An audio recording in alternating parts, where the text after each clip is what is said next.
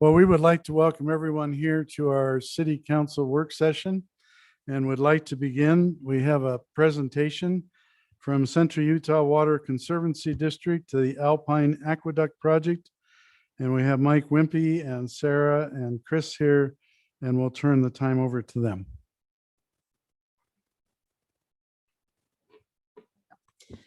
Okay, can you hear me? Yes. We appreciate you letting us take some of your time today. You bet. As the mayor introduced, I'm Sarah Sutherland with Central Utah Water Conservancy District, and I've got Mike Wimpy on my right and Chris Elison on my left. And we have an environmental assessment project that we are just about to kick off that's at the mouth of Provo Canyon, and we felt like it was important that we made sure that you guys were informed of the project. We met. Appreciate that. We thought you might. We met recently with Ryan Clark and Sam Kelly and Steve Downs on this project, and they recommended that we come before you today. So here we are. Mike Wimpy is going to start us off. He's going to give you guys a background on the project, and then I will explain how the NEPA process will work for us. Okay. Okay, perfect. Let's see. So did you see the presentation on your monitors? Yes, we have those on our monitors. Okay, perfect. So I know where we're You have to looking. turn yours on. Bottom right-hand corner. There you go. All right. So I think most of you are probably very familiar with Central Utah Water Conservancy District. We are the local sponsoring entity of the Central Utah Project. Oftentimes we're confused and are known as the CUP. People refer to us as the CUP. That's because we are responsible for operating the Central Utah Project, which is a very large diversion project that brings water essentially from eastern Utah to the Wasatch Front. And all of us are benefactors of that live here up and down the Wasatch Front. So this is a map that shows a lot of our facilities. We encompass counties all the way out to Colorado border, Uena County, and collect that water through a series of diversions and tunnels and bring that water to the Wasatch Front. And part of that is here very local at the mouth of Provo Canyon, some of the key facilities associated with the Central Utah Project. Many of these facilities were constructed 40, 50 years ago. And so before the memory or the collective memory of a lot of us and a lot of our residents that live here, those of you that have been in this area for 20 plus years will remember the old green pipeline that snaked up the mouth of the canyon. Yes. And that's one of the facilities that delivers water down the canyon and comes out and is important to the residents of the city of Orem. So this map shows the various pipelines that come out. The mouth of the canyon is essentially a crossroads of where a lot of these pipelines converge and then continue on around to the water treatment plant located above the Orem City Cemetery, as well as up into northern Utah County into Salt Lake County. This is an area, and once again, this is another view of those same facilities, looking northeasternly towards Provo Canyon. The yellow lines represent the Murdoch Canal, what was formerly the Murdoch Canal. Now it's a enclosed aqueduct, Provo River Aqueduct. The blue line is Orem City's, or the teal blue line is Orem City's Alta Springs line. The magenta line represents the Salt Lake Aqueduct, and the black line that snakes down around the former Cascade Golf Course is the Alpine Aqueduct. So, Mike, if you wouldn't mind, what diameter is the Alpine Aqueduct? 90 in portions of it's 90 inches. So it's Okay. between 90 to 102 inches. And the Salt Lake Aqueduct, how big is it?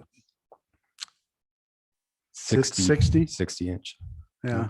So I know the Salt Lake Aqueduct takes water up to the farmers up in Salt Lake, or businesses or people or whatever. And does the Alpine, where do you take all of your water to? Perfect. Yeah, great question. So this aqueduct, it's actually responsible to deliver water to about 1.5 million residents. 1.5 million? 1.5 million. Yep. So it includes a large portion of Utah County, including Orem. Lane Gray, I think, could correct me if I'm wrong, but I believe Orem receives about 60% of our water supply through this facility and through the water treatment plant. It also continues on and carries water to secondary water to all the North Utah County communities, and also delivers water to Jordan Valley Water Conservancy District, where they treat it and clear up to the airport. So if you're at the airport, you're probably drinking water from this facility. So those two pipelines go right by my street, and they go about 200 feet from my house. Mhm. And I watched them dig down and bury those pipelines. And when I watched them, I could barely see the pipeline down at the bottom of the ground. It was so far down. Yeah. Yeah. These are very large transmission facilities of utmost critical nature for the residents of the state of Utah and the city of Orem. And as you said, they go through some very established neighborhoods, and They do. so have the high potential to impact the residents in those areas. And so that's a perfect segue into our next portion. So these facilities, and especially this facility, typically on these pipelines, we design them for a 50 to 75-year lifespan or longer. This particular pipeline, the Alpine Reach 1 pipeline, was installed in 1979, 1980 timeframe. So we're only about 40 years in. But there's some unique geologic issues that we're dealing with. We are, of course, we're all aware of the seismic faults that exist through that area, that run through that area. And so over the past 20 years, I think we've experienced about 5 failures of this pipeline.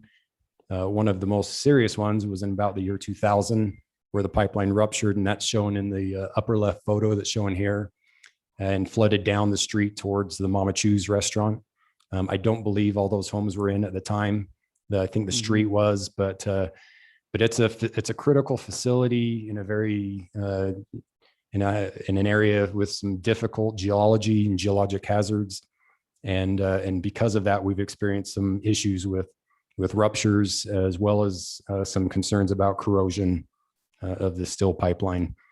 One of the more recent failures that we experienced with this facility was in 2017. I didn't golf Cascade Golf Course enough to know which hole this is. But as you can see, it's right on one of the fairways from the upper 9 holes, where we had a slip of the slope, and it came down, and essentially the pipeline buttressed it and kept the landslide from progressing further.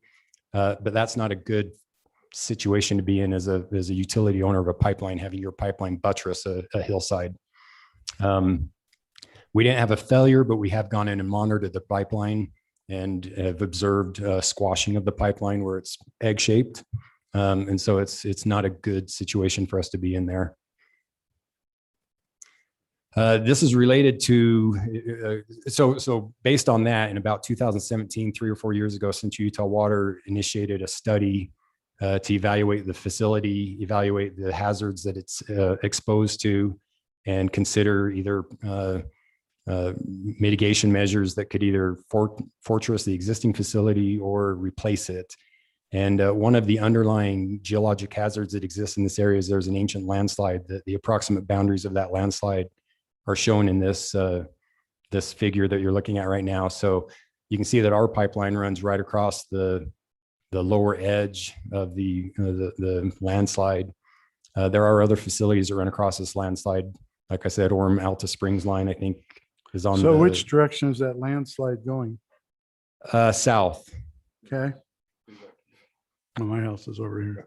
Yeah. In this case, your home is buttressing the landslide. No, No, just I'm kidding. good. I'm off your edge. You're off to the west of what we're looking at here, but it is an ancient landslide. Like I said, within this ancient overall landslide, we have seen smaller slides, localized slides associated with maybe a wet year, watering, but there is an underlying geologic hazard with the ancient landslide formation there. In addition, and I'll try to stay away from photos that aren't very enjoyable to look at like this, but there are seismic faults. The Wasatch Fault runs through the mouth of Provo Canyon, and so one of the critical points that we evaluated was exactly where those landslide scarps exist, and so this mapping was able to identify some of those the seismic scarps. As we compared this facility, and like I said, I won't spend a lot of time on some of these, but this facility was less armored and less able to resist the seismic design of some of the other adjoining facilities that are in the area. And so what we try to identify is kind of the weak link in the chain, because these facilities depend on one another. Our water treatment plant, we performed seismic upgrades on in the past 10 years to bring it up to a critical, what's called a function 3 critical facility. Essentially, we want to be able to have the ability to maintain fire flow, ability for our fire department to fight fires after a seismic event, maybe at limited, reduced capacity, but we can't have the facility go out of operation. So as we looked at these, So you're Go ahead. basically saying you need to be operational after an event. correct. And you need to plan for that. Yep. And we've done that with a lot of the adjoining facilities. The old green pipeline that was up the canyon, we replaced that in around the year 2000. The water treatment plant, we've performed $50 million in upgrades on that in the past 10 years to address these issues. And this is the one of the weak links in the chain that makes us lose sleep at night. As we evaluated the seismic fault scarps at the mouth of Provo Canyon, we determined that they have the potential to displace 12 to 16 feet vertically across these fault scarps. And so designing a pipeline to cross these is possible, but our current pipeline isn't suited to handle that kind of a displacement. So like I said, about 3 years ago, we began a study to evaluate different options to remedy this risk that this facility faces. We looked at everything from tunneling underneath the landslide to trying to go across the landslide to going around the landslide. And so we evaluated, as you can see, the spaghetti kind of bowl looking mess of lines here, but we looked at a lot of different options to replace this facility. And in the end, we looked at 15 different options. We evaluated those based on importance criteria such as reliability, ability to repair it, O&M, environmental, various, you can see the weighted criteria that we used. And from that, we came out with an initial determination of which options ranked highest. And then we continued on to a second phase of the study that included a lot of field work. So this is on property owned by Todd Peterson. You can see on the drilling rig, we went up and did drilling to evaluate the feasibility of putting in tunnels to try to get underneath the slide. Worked with Todd Peterson to be able to get permission to go onto some property that he owns and do that drilling. We also worked with the city and the Public Works Department to be able to go up, and on the photo on the right, to do some sounding tests to pinpoint and more accurately locate the location of these seismic fault scarps. And from that, we came out with what we determined to be a preferred replacement option. And so that's shown on this slide. I'll stop here for 1 minute just to see that. But essentially, the options that we looked at involved going underneath the slide, over the slide, or around the slide. And in the end, the option that we believe is the most feasible is going around the slide. Unfortunately, those neighborhoods developed right up to the toe of the slide. So there's not room to go around the slide without going through a neighborhood. And that's why we wanted to come and speak to each of you and make sure that you're well aware of this. Sarah will talk a little bit more about our public outreach measures in a few minutes. Which lines on this map should we be focused on? I'm sorry. So yes, the purple line, the solid purple line is our preferred alternative. And just to orient you a little bit, that's running the main east-west segment. Let's see, right here, that's 1060 North Street and 1360 East, a small segment of 1360 East. And the old Cascade Golf Course is located right here. So if you drive to the top of the street where Mama Choose is located, there's a street. So you realize you've picked one of the most expensive neighborhoods in Orem. Just thought I'd tell you. We are well aware of that fact. Okay. Yes. Yes, it's not. Coach Pope lives there. The owner of Qualtrics lives there. Todd Peterson lives there, Vivint. I can go on and on. Dastrup Insurance, the owner of Dastrup lives there. Anyway, Yeah. Yep. you'll be digging up some expensive yards. So your black line is the current one on the north, on the top, on the north. That's correct. And in order to circumvent this, your proposal is to go through this area, right? Correct. Along. Okay. Yep, exactly. Mike, may I ask a question? As you went through and considered the environmental process associated with alternatives, did you consider proximity to, for example, residential properties and the like? Was that part of your selection criteria? So Sarah will talk about that in a minute, but we are just on the front end of the environmental process. I guess I shouldn't say environmental, I apologize, but in your kind of internal evaluation, did you consider proximity? Certainly, we would prefer to stay out of this area. There just were no other, because of the geologic hazards that exist up there. I guess the one important thing that we will make as a point as we discuss this with the neighborhood and the representatives is that currently they have a facility that was not designed for landslide, and the seismic design that would be designing the replacement facility for located right above their homes. And so we are mitigating a hazard that exists today that I would be much more concerned about than the impacts of the replacement line that we'll be installing. How much would you expect the landslide to move if it started to move? Do you have any idea? That's hard to say because the landslide can be triggered by various events. So if it were triggered by a seismic event, I mean, like the one above Mama Choose, how far did it move? so that one wasn't a landslide, that was a break of the pipeline. And so that was more Okay. erosion that you observed. But Okay. the most recent landslide that we had that buttressed against our pipeline a little bit further to the west moved maybe 5 or 10 feet. Okay. All right. And as we went out and did our field investigations, we tried to determine exactly where the toe of that landslide is. In other words, does it extend into the Sure. developed residential neighborhood, or is it 100 yards uphill? As near as we could tell, the neighborhoods have been developed right to the toe of the landslide.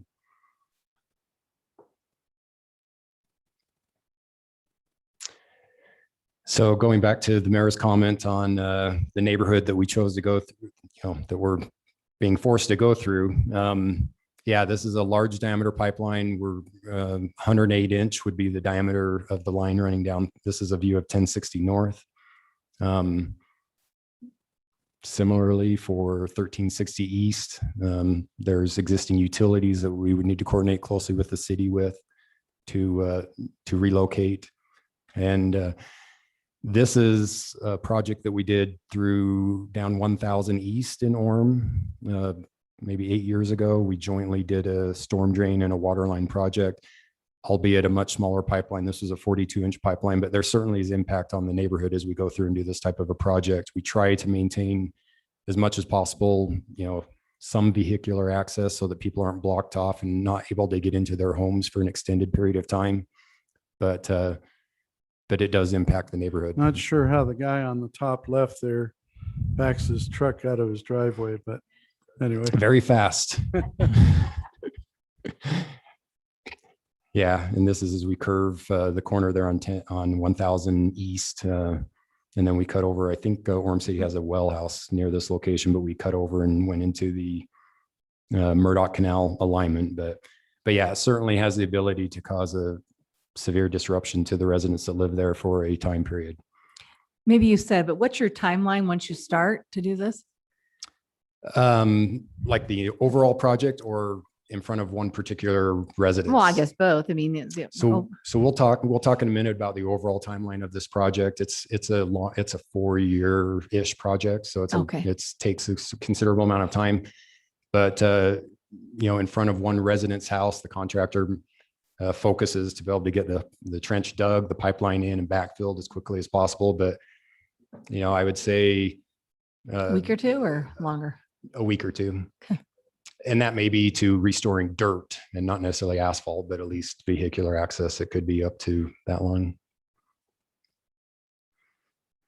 And just as a side note, we are looking at some other options that increase the resiliency of this facility. And so this isn't a great diagram, but it does show the preferred alignment going around the slide. But the part that I'd like you to focus in on is the blue lines. So we're looking at other options that if this facility, once again, this is a very critical facility. It's going through a really tough area geologically and seismic due to the geologic and seismic risks in this area. We are looking at some other options to construct pump stations, and those are the blue dots where we could pump either from the Provo River right up to the pipeline and still maintain service to the treatment plant in the event of a severe seismic event, or another option that would pump from the Provo Bench Canal up to the Murdoch Canal, and then another pump station by the Orem City Cemetery that would pump it up to the treatment plant. So those would be in addition to, not substitutes for the pipeline, but with those, we would be able to maintain that objective of continuing to have this critical service after a seismic event. And back to Council Member Laray's comment about schedule. Sarah, we'll talk a little bit more about that. But yeah, it's about a 4-year project from now until we see the finish.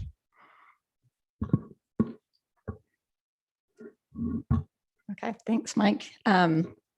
So backtracking a little bit, this is a federal pipeline and it carries federal water. And because of that federal nexus is the term that we use, we are required to go through the National Environmental Policy Act, or NEPA, that you'll regularly hear. And so we are just beginning that process. Our anticipation is that we will do an environmental assessment level NEPA document, which will take, we estimate, about a year, but depends on how things go. NEPA is a federal decision-making process, but the key to it is that it's a public involvement process. It is created to involve the public. And with a project like this, that is critical, as you guys can easily see. So we start off our NEPA process with what we call scoping. So we do public scoping, and we'll send out a public scoping document that explains what the project is, our initial assessment of the project, so that the public and agencies and interested parties can understand, okay, this project is about to get started. Here's what they're proposing. And then, so we send out that notification we'll send it to the residents that live in this area that are going to be most impacted potentially by this project. We'll also send it to interested parties and agencies that are interested in this project. So we'll send out the public scoping document, and then we'll put notification in the local papers. We'll put notification on our website. We plan to coordinate with Orem City to make sure that we get it on Orem City's website, in your newsletter. All of that notification will route people back to our project website, and we'll have a project hotline set up so that people can at any time be able to get updates on the project and provide us their comments and input on it. We have been meeting already with local senators and representatives to make sure that they're notified of this project so that they don't get surprise phone calls that they're saying, wait, what project? So we've been. And when will you be meeting with the neighbors to let them know ahead of time? So we are planning to have a public scoping open house the end of November that we will invite all of the neighbors and the public to, and they can come and gather more information about the project and ask us questions about the project. And then what we try to accomplish through scoping is to get their input. What are their concerns? What are their interests? What things specifically do they want to make sure we analyze through that environmental assessment? And you'll be letting them know that this is a large diameter water pipeline coming through their neighborhood, so they should attend the open house. Yes. And we will reach out directly to that neighborhood. We realize that this is going to be very concerning for them. And so we will make extra effort to make sure that we involve them early and often throughout this process. Now, we recognize this is not going to be exciting news for them.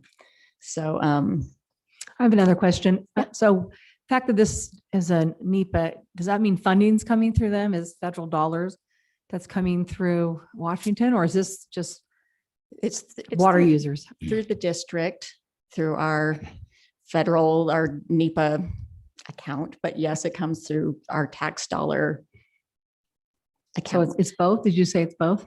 Not federal, no, it's through the district. Okay, just district. Go ahead. Yeah, yeah. But we do have a federal partner, the Department of Interior's Central Utah Project Completion Act Office. They are our joint lead agency because this is a federal pipeline. So they are at the table, but they're not giving us money. And the total cost is going to be how much? For the NEPA effort, we've hired a consulting firm and I think their budget came in at about 260,000. I'm For sorry, NEPA. not on NEPA. The entire project The itself? entire project is about a $50 million project. Okay. And Chris, let me know that there is $40 million in the federal infrastructure bill that is in Washington. So who knows what will be the outcome of that. But we are attempting to obtain federal funds to help pay for this project. Great. I wanted it highlighted that my part of the project is really inexpensive. Yes. Okay, so, public scoping, we want to see if we can flesh out people's concerns early in the project. As Mike showed you, the district has selected an alignment that meets our needs of resiliency for this pipeline. But we realize that as the public and as agencies look at this, they're going to have other alignments that they're going to recommend that we look at. And we will do that. As they suggest those alignments, we will analyze those through our environmental assessment. So it appears that what you're trying to do is to plan for the future and to build so that you do not suffer a major catastrophe due to what could be a geological event, and that you are prepared for what's coming. And mitigate a current risk. I mean, as we mentioned, we've had 5 failures in this facility of some form over the past 20 years. So we think there's a hazard that needs to be mitigated. So Sarah, question, what we see the fault line kind of right at the top of Orem and going through, the old Cascade property. Where does the fault line go through the rest of Orem? Is there the fault line in Orem, or is it over on the Provo bench side? So Terry, one thing I could tell you real quick, we have about 40 fault lines in the city of Orem, and there's almost no place within the city that does not sit next to or on a fault line. If you get a copy of all the fault lines, this is a major one, but we have about 40 fault lines. And if you go to the Geological Survey, they can give you a map and show you all the fault lines in Orem. So will you answer that, Sarah? What about major fault lines in Orem as far as? So my understanding is we have the Wasatch Fault that, follows the entire Wasatch Front, which created going way back to my geologic class. My understanding is was that creation of why we have the Wasatch Front as it sits. But I know we did a project, it's probably 10 years ago in Provo, where we had looked at a pipeline up on their bench. And because of that Wasatch Fault down there in Provo, we moved it down to 900 East. So that Wasatch Fault line runs right along the foothills. I'm not sure how far north and I'm not sure how far south, but it's. So the major fault line runs along the Provo bench, right? Mm-hmm. And then, but we, like the mayor says, we have others here, but the major one we're talking about, the Wasatch Fault, is along Provo. Yeah, and it's not a single line. I'm not sure how well you can see this photo, but this is from Utah Geological Survey mapping done about a year ago. And there's splays. And so it's not just a well-defined single line. There's arms that reach out. And in this particular area, there's 3 main splays that we're concerned about that extend, as you can see on this map, somewhat out into the developed areas.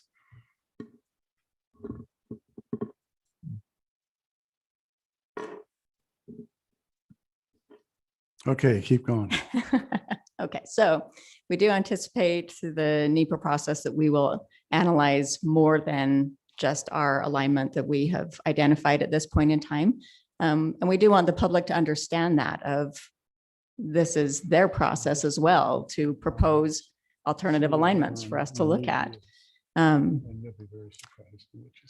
So as I mentioned, an EA typically takes about a year, depending upon its level of complication. This has the potential to get a bit complicated. But we will wrap up the scoping process, this initial information collection process, the first of the year. And then we will start drafting a draft environmental assessment document. Once that is complete, we will again notify the public and agencies that a draft environmental assessment is available, and it will be made available for a 30-day review and comment period. We'll collect people's additional comments of, what did we miss? What did we not analyze we should have? Or is there adjustments that need to be made? We will make whatever those adjustments are based on the public comment period, and then hopefully reach a final environmental assessment. And then once the NEPA process is complete, our design team steps in and starts to work on the actual design of the selected alignment and moves forward with that effort. Okay.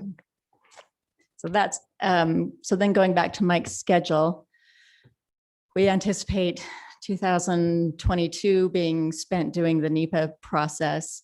And then after that's completed, the engineering design team will start. That'll take them about a year. I think they are the blue group up there doing the design effort, and then construction looking to start the end of 2024.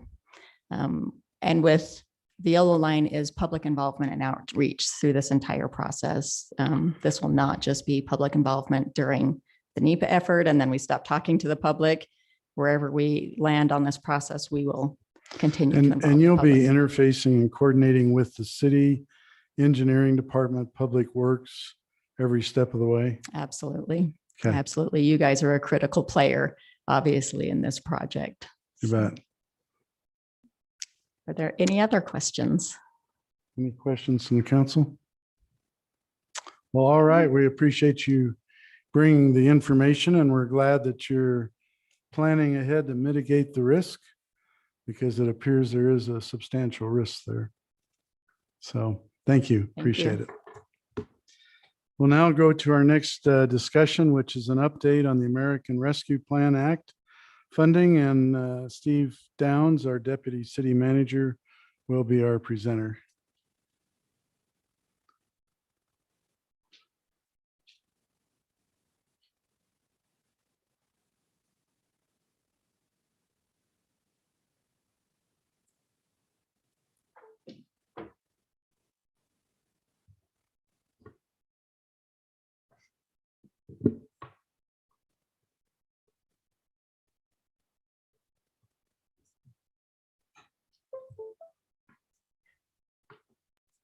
Mayor, Council, appreciate the opportunity to discuss a little bit about the American Rescue Plan, known as ARPA, funding that the city received, and kind of where we're at with that funding.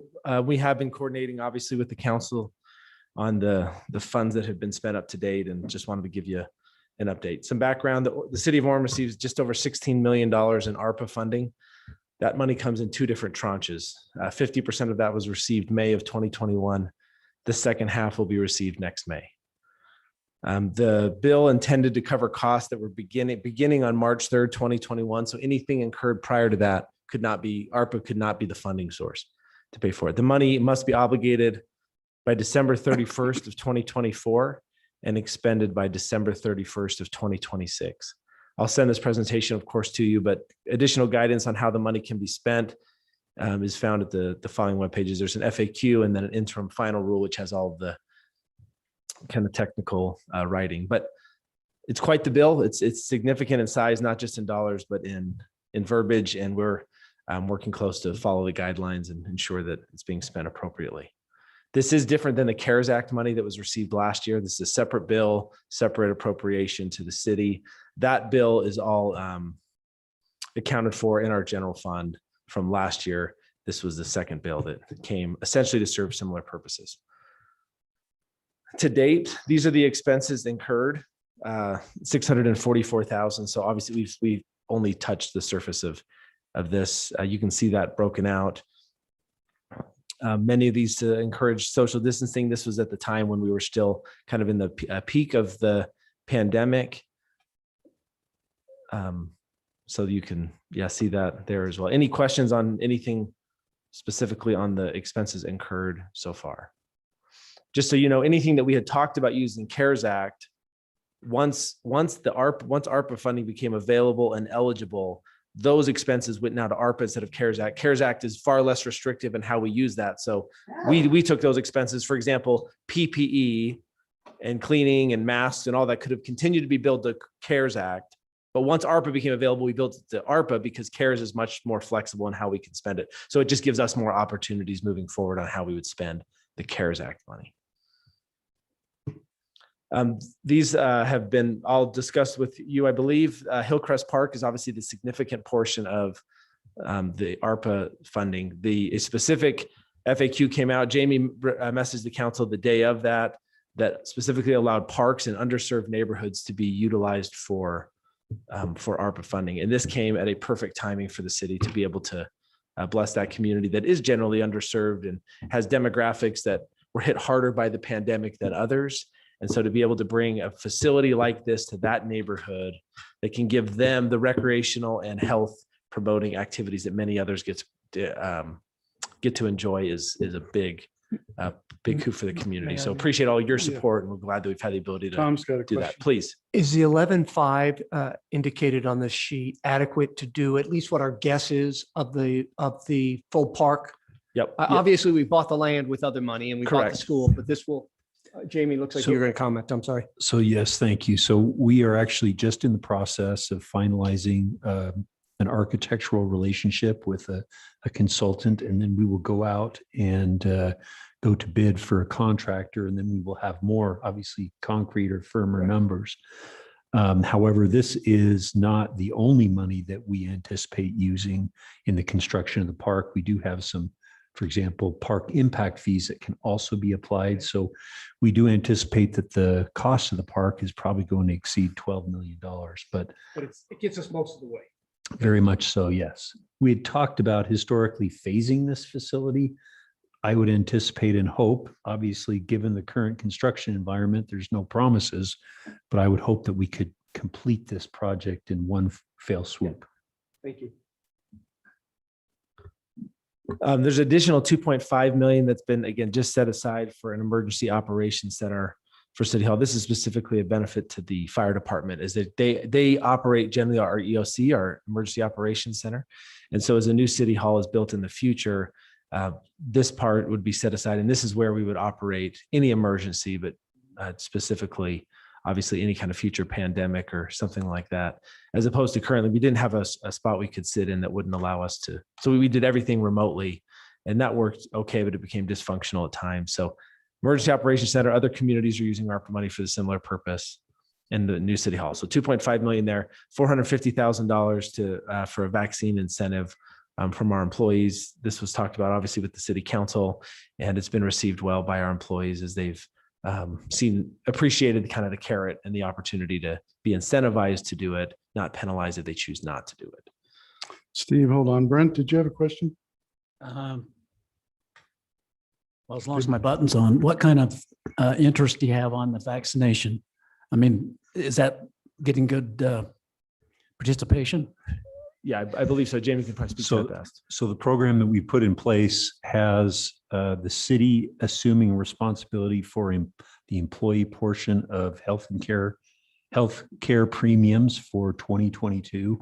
And we have actually given a deadline to our employees to begin benefiting from this program beginning January 1. And to my understanding, based on the most recent follow-up we have with our HR manager, it's been very well received.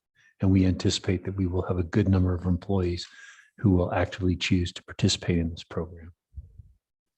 And this is, I should note, this is not just for employees who have health insurance coverage with the city, but there's also a component added into the program that would incentivize every one of our employees, including what we call our variable hour employees, our part-time non-benefited employees, to also vaccinate. This also does cover boosters and the like, if that becomes available, and is part of the regimen that is followed as it relates to the COVID-19 vaccination process. So employees would essentially be eligible for the full benefit, provided they receive both vaccinations, if in fact they receive the Pfizer or the Moderna vaccine, which is a two-step vaccination, and then a booster thereafter. And we're already in the process now of rolling out that booster program on a limited basis to some of our employees that qualify. Yeah, the booster is out. I got mine last Friday. And you can go to any of the drugstores and get a booster, depending on your date when you got the original two. I did want to mention one thing on the Emergency Operations Center for City Hall. We in the city of Orem have responsibilities for our residents and for our businesses so that we are in fact operational after an event. And this would be part and parcel of that. In a category 4 building, we are in a category 0.5 building here. And so we need a category 4 building, which allows a city to be operational after an event, not only to save the lives, but to be able to fully function for the city to keep things going. And it's interesting, Orem is not just about Orem.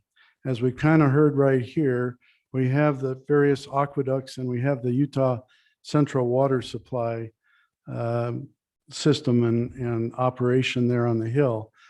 We need to be operational in an event so that we can cover the needs of the Utah Central Water Supply District. Also, as many of you know, we supply all of the fire protection for the city of Linden. We supply all of the fire protection for the city of Vineyard. In an event of some proportion, we need to be operational after that event to be able to cover those two cities. Likewise, the water for Saratoga Springs and the water for Eagle Mountain, much of it comes through the Central Utah Water Supply System here in Orem. If an event were to occur, they would be depending on us to be able to operate and to respond. The other item is the fact that Orem has the largest university in the state of Utah within our boundaries at Utah Valley University. If an event were to occur, Utah Valley University would be dependent upon the city of Orem to be able to respond to that event for safety, for emergencies, etc. If we were in a crumble situation here in our city, we could not respond. But if in fact we had a category 4 building with an emergency operations center, we would be able to respond adequately for the university, and they depend upon us. So there's a lot of outlying agencies and governments and people who depend upon us as a city to be prepared, to mitigate the risk, and to be there after an event and operational. And so this is a very important $2.5 million for that. Thank you. Keep going. Any other questions on the expenses plan? So this leaves an unallocated funding of nearly $1 million. Obviously, there's still a lot of unknowns as to what may come in the future, but I wanted to make you aware of a couple discussions that people have approached this money for, and obviously Mayor Bruntz can speak to his, but we have been approached by the nonprofit community to combine with Provo and Utah County and providing resources out of ARPA funding to help in the nonprofit world. They did not receive an ARPA allocation. This would be similar if we decided to go down this route, and no amounts have been discussed specifically. It's just kind of the discussion. Similar to the CARES Act, a portion of money was set aside from all 3 organizations for economic development.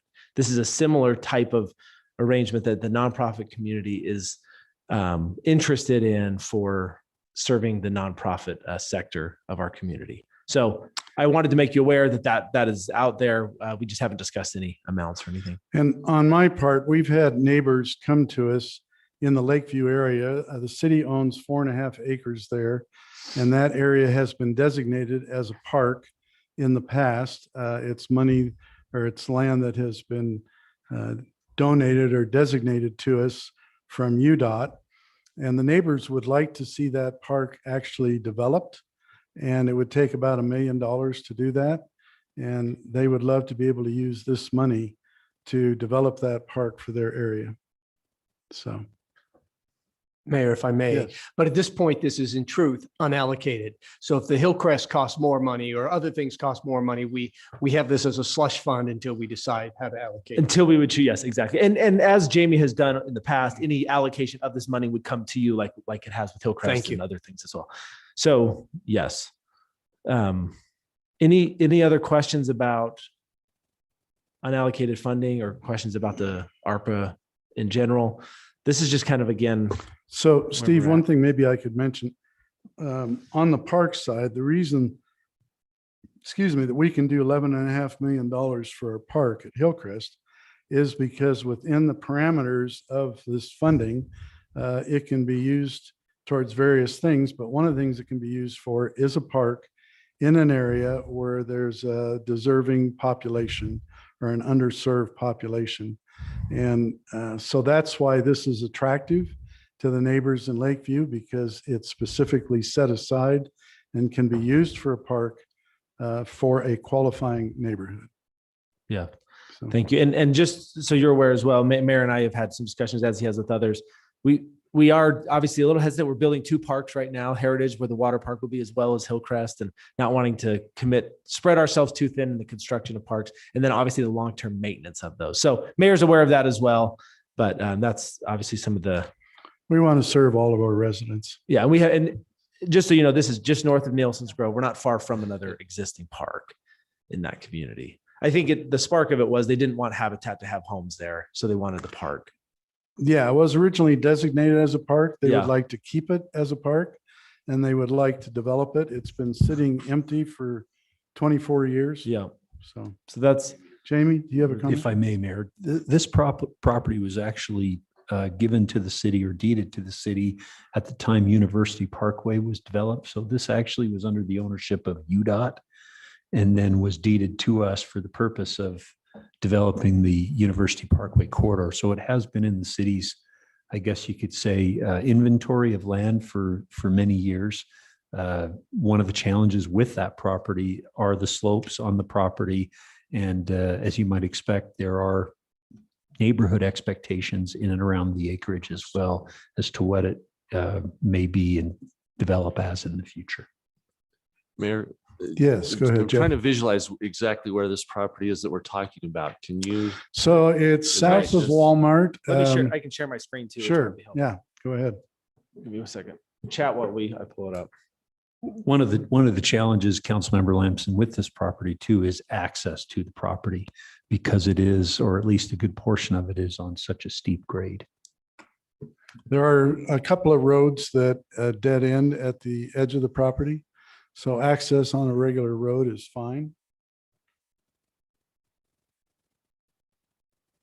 Is that accurate, Mayor? Right there. Yeah, if you can come up, come up a little bit. Walmart right here. Walmart's top left. So you're just coming a So little bring it up. southeast. Okay, right there, if you look, you can see the West Union Canal coming up right in the middle. And there's some bare ground that Steve's putting the arrow on. Yep. So yeah, get bigger resolution, not smaller. Oh, I was just You're kind of, going okay. I was wrong. helping people get relative. You're So going- Nielsen's Grove just south. Yep. Zoom up. Going the wrong direction. Okay, so right there, you can see West Union Canal in the middle. You can see where 1600 South butts up and stops against land there and on different sides. But the land up there on 360 West, coming from north to south, comes into this property. And there's basically 4.5 acres there that's mostly without trees, some trees, but anyway, and that's the land that we're talking about. Thank you. I had no idea that was even there. So thank you for. Well, you would actually be surprised to look at the inventory of land that Orem owns that you don't even know we own. So by my house, we have 9.5 acres that borders some of the property that I own, that the city owns. But that land has been looked at to be set aside for a possible water tank 20 or 30 years from now because it's up on the hill. but it sits there. And we have land that is between the different parts of the freeway and Geneva Road that are used for water retention basins, natural ones. And anyway, and then of course, we have little pieces and parts that we've ended up with over the years. And I don't know, Jamie, if you've ever figured out how much total land the city of Orem owns that is not being used. I know Kenna actually just completed an inventory, and I think it runs over 1,000 parcels of property that we have. So you No. get sometimes a Some- sliver. Some of them are 3 feet by 3 feet, Exactly. and other pieces of them obviously are significantly bigger. Yes. Any other Okay. questions?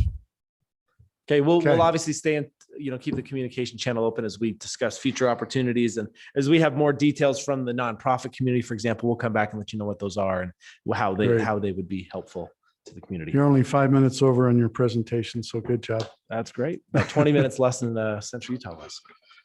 So let's go ahead and move on to an update on the water tank information. And we have Lane Gray here and Ryan Clark.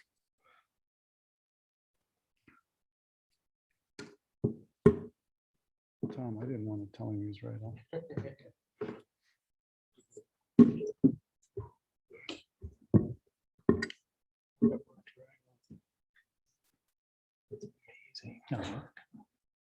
All right. Good evening or afternoon, Mayor and members of the council. It's my pleasure to introduce to you Lane Gray, our new capital projects manager. Lane has been with the city for over 32 years, almost 33. Most recently, he's been in our water section manager at Public Works for 17 years.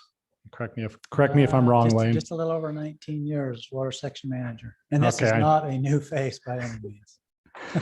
But we're excited to have Lane join our department. He will be managing this project as well as Hillcrest Park going forward and other large projects like this. That'll be his sole duty. We're happy to have him, and he's had his hands in every water project that's been built in the city over his career. So he is very well skilled and experienced. So I'll turn it over to Lane and he will give you the update. Oh, thank you, Ryan. Appreciate that. Is this on? All right. Can you hear me okay? Mayor, council, we appreciate the opportunity to present to you some of the feedback that we received from the open house that was held here in this very room back on October 6th. In that particular setting, we had 34 individuals attend the open house. Well, actually 34 that signed the roster. We learned later that there were actually more individuals that attended that did not sign in. So somewhere just shy of 40 individuals that attended that open house. We received 20 written comments from those attendees, and they focused on the alternatives, park access, the walking trail, exterior fence, the pump station, and well house design.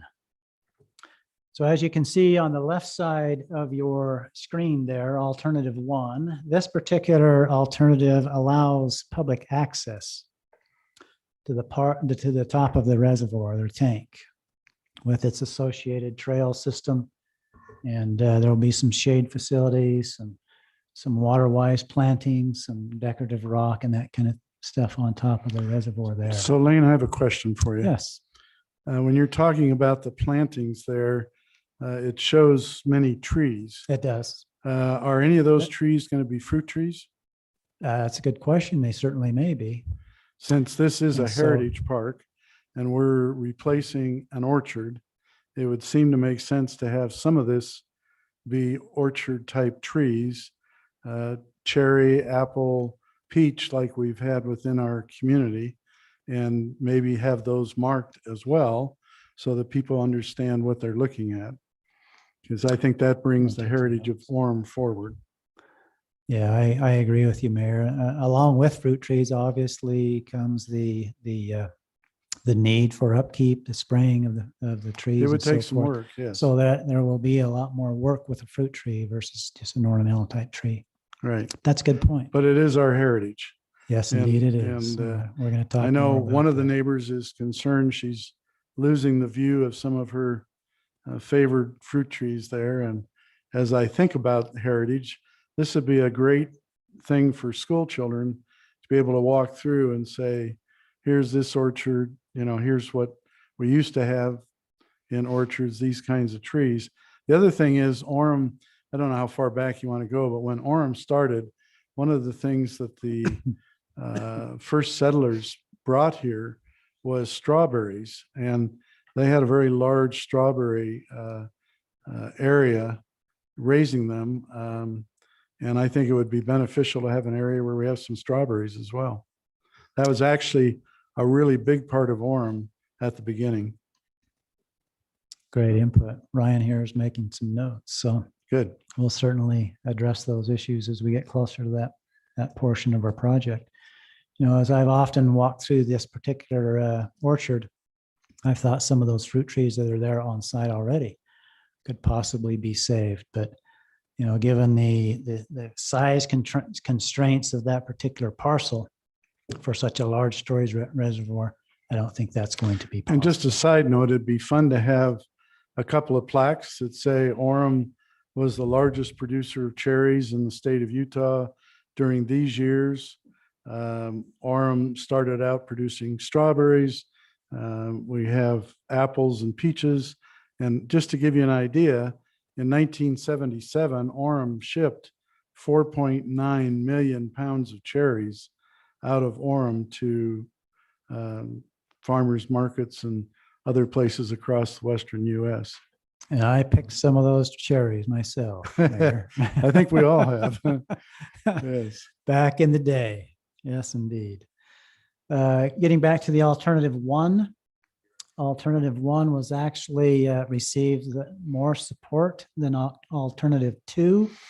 And you will remember that alternative two actually prohibits the access for the public to get on top of the storage tank with a fence that will be placed around the perimeter of the tank. You see there in alternative two that there is a roadway on top, which will allow for service vehicles to access the access ports for the reservoir itself for maintenance purposes. Any questions at this point? Okay. Of the comments received from the neighborhood to the south, the majority do not want pedestrian access to the park from the dead-end street, citing that they are concerned about cars parking in their neighborhood and the congestion in their neighborhood and so forth. Staff suggests that for this purpose, for the purposes of walkability, connectivity, school access, and the existing southerly public right-of-way, that pedestrian access be allowed there on 490 West. If parking in the neighborhood becomes an issue, the access can be reevaluated in the future. There are two adjoining landowners, one to the south and one to the west, requested gates to the park. And there may even be more than that, quite honestly. Of the homes along the south side of the dead-end street, one did not want access. We did not receive any comments from others, but there may be others that want access. I did visit with one on the west side after the open house that did want access. So there is some interest there. Children walking to school may be better served to access through the park instead of along 400 West for safety purposes. We suggest that all access requests should be treated the same. Access for all or access for none. This includes access through the dead end street there on 490 West. And Lane, would this area be well lighted? The residents did express some concern about some of the taller lights, Okay. such as a street light and that kind of thing. And you can appreciate this, having the streetlights around the walking path or something. Sure. And lighting up their backyards. But if we got So- some smaller lights. So with what we thought about canopies is that- maybe some of the 4-foot post lights that you often see around walking trails and so forth, probably placing some of those around the walkway. Okay. So Lane, can you, where's the fence that on the Farley property? The existing fence? Are Or- we putting up a fence? Yes, we are. In So fact, where's that fence? I'll show you. Right. Well, how about in a couple of slides, I'll show you. Will that Okay, work? I mean, but on the, you can't show me on the slide that we were just at. Yeah, let's see. You've got, yeah, you can see So kind of it- that it- black line, that black That's the parcel fence. So line, it's if not you going will. along. That black parcel line is actually the Farley property. And we will be placing a solid fence along the north property line of Farley and the west property line. In agreement with Mr. Farley, that is our obligation to provide that fence.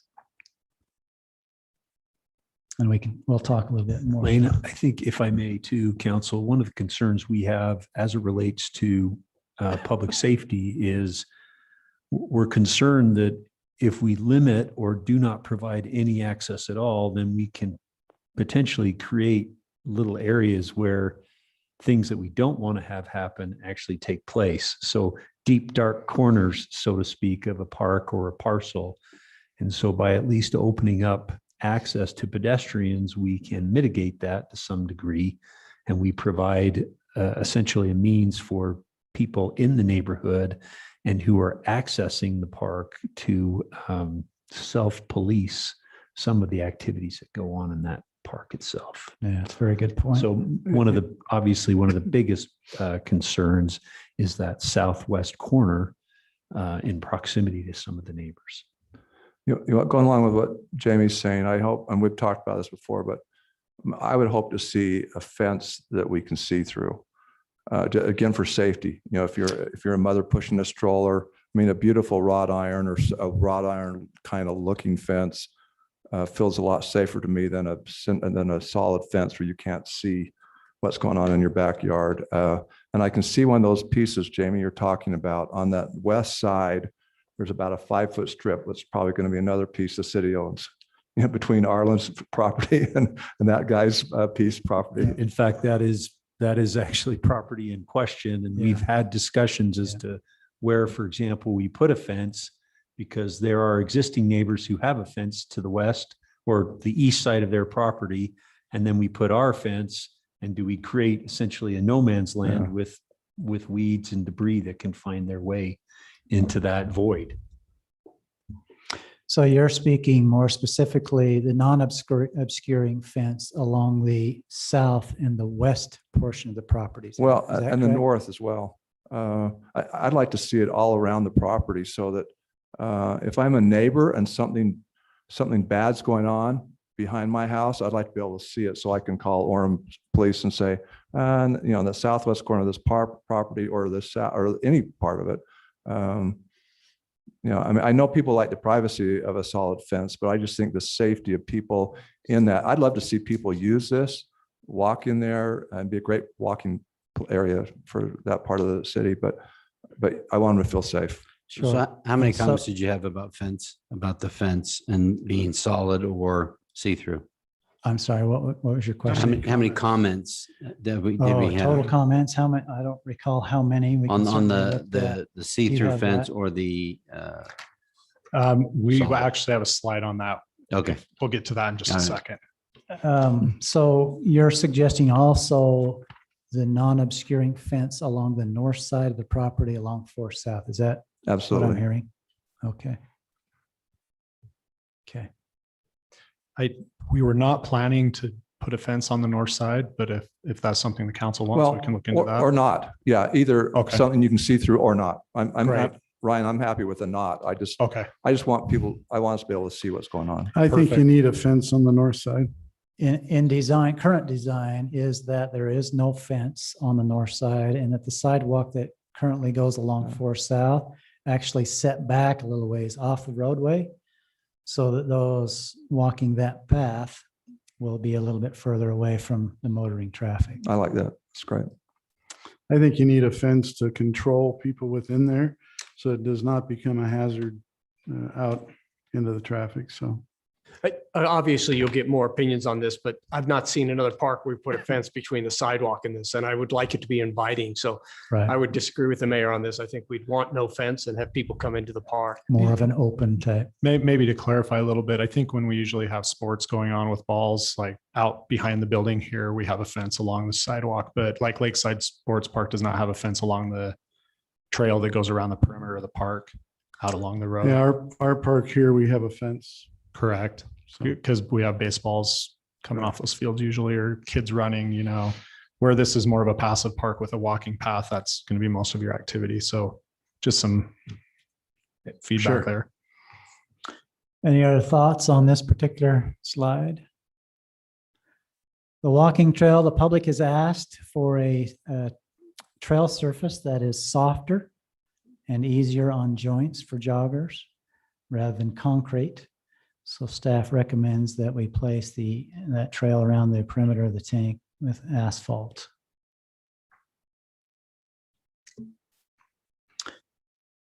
This is this particular drawing here depicts the fence that we have actually been talking about. Many of the neighbors requested that a new solid fence along the exterior property. So along that south portion of the property, along the west portion of the property. As I mentioned a few moments ago, we, by virtue of our agreement with Mr. Farley, are obligated to put a solid fence between the city's property on the west and north. We recently received 3 proposals, cost proposals on that. And of the 3 vendors, the average cost was $160 a foot. So this is particular- around Farley's property, This is not a- around, No, this the yellow tank. line that you see on the drawing is actually around our property on the south portion and that's what and on Farley the wants. west.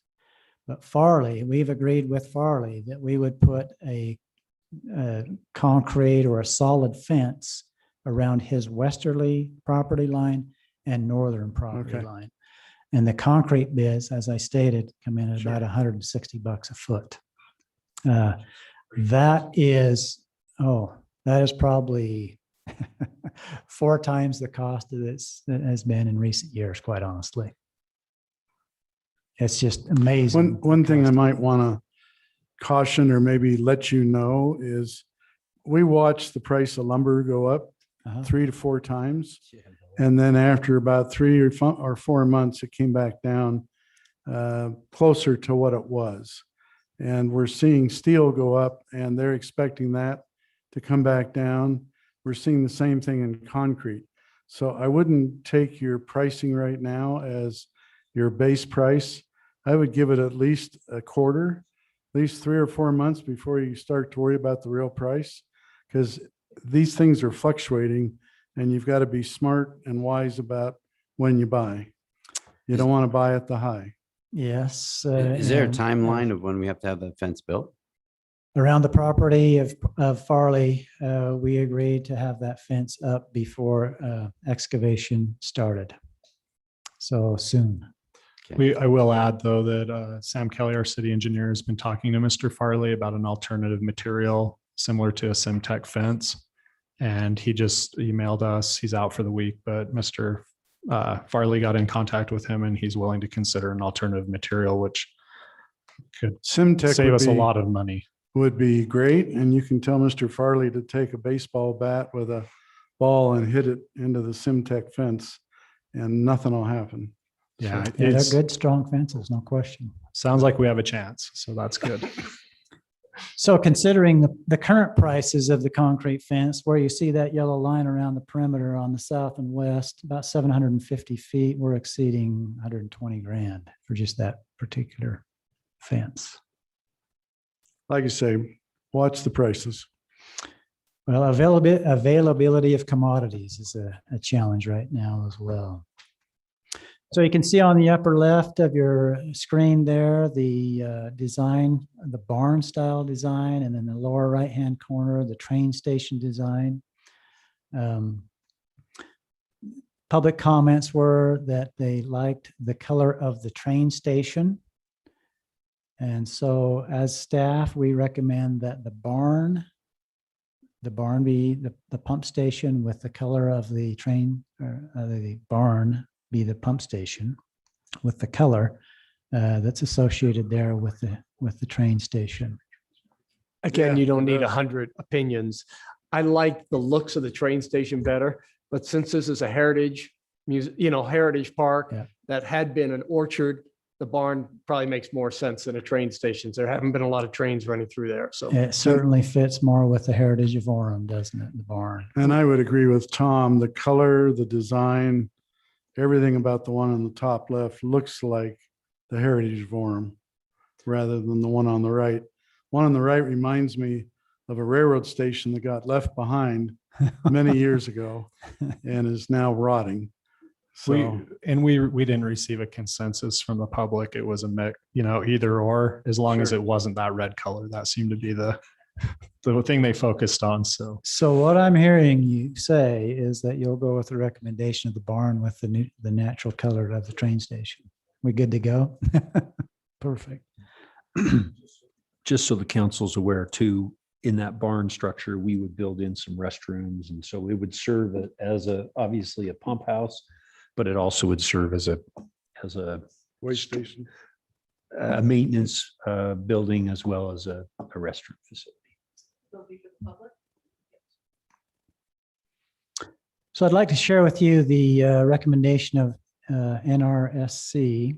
The Natural Resources Stewardship Committee recommends to the City Council that the Orem Heritage Park, also referred to as the Water Tank Park, be developed approximately at 400 South, 400 West, be designed with water-wise and local scape principles. Additionally, we recommend an educational component be included with the park design through signage and physical examples that support these concepts. However, we do not recommend that the park be developed as a demonstration conservation garden. Any thoughts on that? Moving, yes. Since I'm in charge of, that's my assignment with the council to be on that committee. We did look at Sago Lily and they really love the educational components of that particular park. And they love the idea of educating people. So I think, I don't know if it needs to be exactly like Sago Lily, but there were components that I think they really liked. Signage, how you use things, and then just the teaching ability of water cycle and low water plants. And we used to call it xeriscaping. Now we call it local scaping. And so just talking about those elements with the idea of teaching people about them. So that was their goal, without having, this is a certain kind of grass and this is a certain kind of grass. You should use this one. I don't think they wanted to go that in depth, but what we did have, they wanted to have signage or a poster, on them. Not a poster, what do you call it? A display of different principles that would be good to teach children on how to conserve, water and how to maintain low water plants. So that was kind of their thinking. Good Educational, points. but not overly demonstrative. Go ahead. Any concerns with, we'd been talking about drought tolerant plantings as well on top of the tank, but also with fruit trees and whatnot. Any concerns with going forward with that suggestion with local scape? Okay, thank you. With the plantings on top of the reservoir or the tank, we would probably need to install a drip irrigation system, just to get the plants going. And then hopefully Mother Nature can take care of the rest with precipitation. So next steps moving forward, we're currently evaluating bids to construct the wall along the Farley property. Bowen Collins and Associates is moving forward with the tank design, which is currently less than 10% complete. Much of their time to this point has been working through the side issues. Epic Engineering is moving forward with the pump station design, awaiting a decision from the city on which building design to go with. And it sounds to me like we're going with a barn. Okay. Hanson Helen Luce is nearing completion of the well design, and well drilling could begin within the next 6 months, depending on how quickly water rights change application is approved through the Division of Water Rights. Pre-qualification of tank contractors are our next thing that we need to work on, and I would anticipate that in the next couple of weeks, we'll have that under control. So I've got a question on the drilling part. Yeah. Is that going to impact any of the neighbors? I mean, so what happens? And Lane can speak to it, but part of the bid and the contractor process would be to set up noise mitigation efforts to make sure that obviously there'll be sounds, but we're going to do our best, and the contractor's going to do their best to mitigate those sounds with blankets and things like that. Yeah, they actually have sound barriers they put around wells that are being drilled. And, you can see it over in Vineyard and other places. So, Yeah, I was going to mention, Mayor, if you want to see one of those right there on 400 North Geneva Road, just south of 400 North, you've got some sound walls up. Central Utah is drilling a well there currently. Very tall walls. And they'll run they'll run 30, 40 feet into the air. Oh, yeah. Lane. This one here is 30 feet in 30 the feet. air. Yeah. Yeah. And to answer your question also, it depends on the drilling process that we go through. I would anticipate that we will go through and use a rotary drill on this particular well because of the proximity next to homes and so forth. It's a much quicker process of drilling the well, and it's a much quieter process. The other option is a cable tool, which is virtually and literally pounding of rocks and bailing it out and pounding the casing in. And it's quite a lengthy process, a very noisy process. and you'll also be vibrating Oh, yeah. grandma's dishes that she has up Oh, on the yeah. wall and watching them fall off and break on the floors. Yeah, been there, done that. We've drilled a few wells with cable tool. And lastly, construction on the tank to start in the spring, and that is the spring of 2022, not 23. Questions? Ryan, anything? And then is it a 2-year process, if I remember correctly? What's our build out? Well, when we get started, it's at least 2 years, 2 to 2.5 years to build a reservoir. Sounds good. Thank you. All right. Thank you. Thank you. Appreciate it. Jamie, one quick question for you on Hillcrest Park. What are your thoughts as to when we would start construction there? Would that be the spring? Would that be, I know that there's a lot more work that has to be done. So Bren can speak to that better than I can, but right now we're right at the point of awarding a contract for architectural design, and then we will go out to bid for a contractor in cooperation with the architect. So I would imagine Midsummer, next summer. you have to turn it on. Sorry about that. Yeah, we are aiming for the spring essentially. So we're following the same process we took for our fitness center, and we'll enter into a CMGC process. Will be the next step. And But I then, mean, actual start of construction, are you talking spring or midsummer? well, so once we get a contractor on board, he'll be able to confirm. But what we're aiming for is as soon as the spring. But Okay, it may be more realistic, like you say, midsummer. to be into the summer. Yeah. But I'm Okay. keeping our goals high so that we're pushing forward quickly. Okay. All right. Thank you. All right. Let's go ahead next to our next discussion, which is a code amendment discussion for massage parlors establishments. And Steve Earle is our presenter. Good afternoon, Mayor, City Council. Bringing before you a draft of a new proposed ordinance regulating massage establishments. Basically, this is intended to address problems that we and other cities have encountered in some situations with massage parlors, sometimes acting as a front for human trafficking and prostitution. So basically what this is doing is trying to create a tool for law enforcement to crack down on these types of bad actor establishments, if you will. Of course, there are many, many very legitimate and good massage establishments in the city. And of course, we don't want to overly burden them, but we do want to be able to enforce violations of the law that may be occurring out there. So what this does basically establishes a licensing requirement for somebody who wants to open a massage establishment. They have to meet certain requirements, including getting a background check, not having any prior felonies or violations of the law involving moral turpitude, that sort of a thing, before they can be granted a license. Then it also specifically makes illegal certain things, some of which are already in state law, but those include not allowing any person to give a massage or to offer to provide a massage without being properly licensed by the state, prohibiting essentially performing of any sexual act while they're on the premises of a massage establishment. And really the tool for law enforcement is that if upon the request of law enforcement or code enforcement official, they are required to provide proof of their licensing as a massage therapist, as well as their photo identification, so that law enforcement can go in, determine if the people who are performing massages are properly licensed by the state. And of course, if somebody offers to perform a sexual act kind of a thing, they can be found in violation.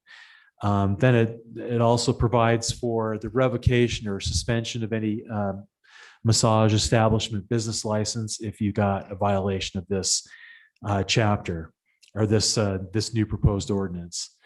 One of the concerns that has come up is the concern that somebody might be in violation, they might get their license suspended, and then they just transfer ownership to their friend or their cousin or whoever, and it just kind of goes on, and they come in and get a license, and it just kind of goes on its merry way.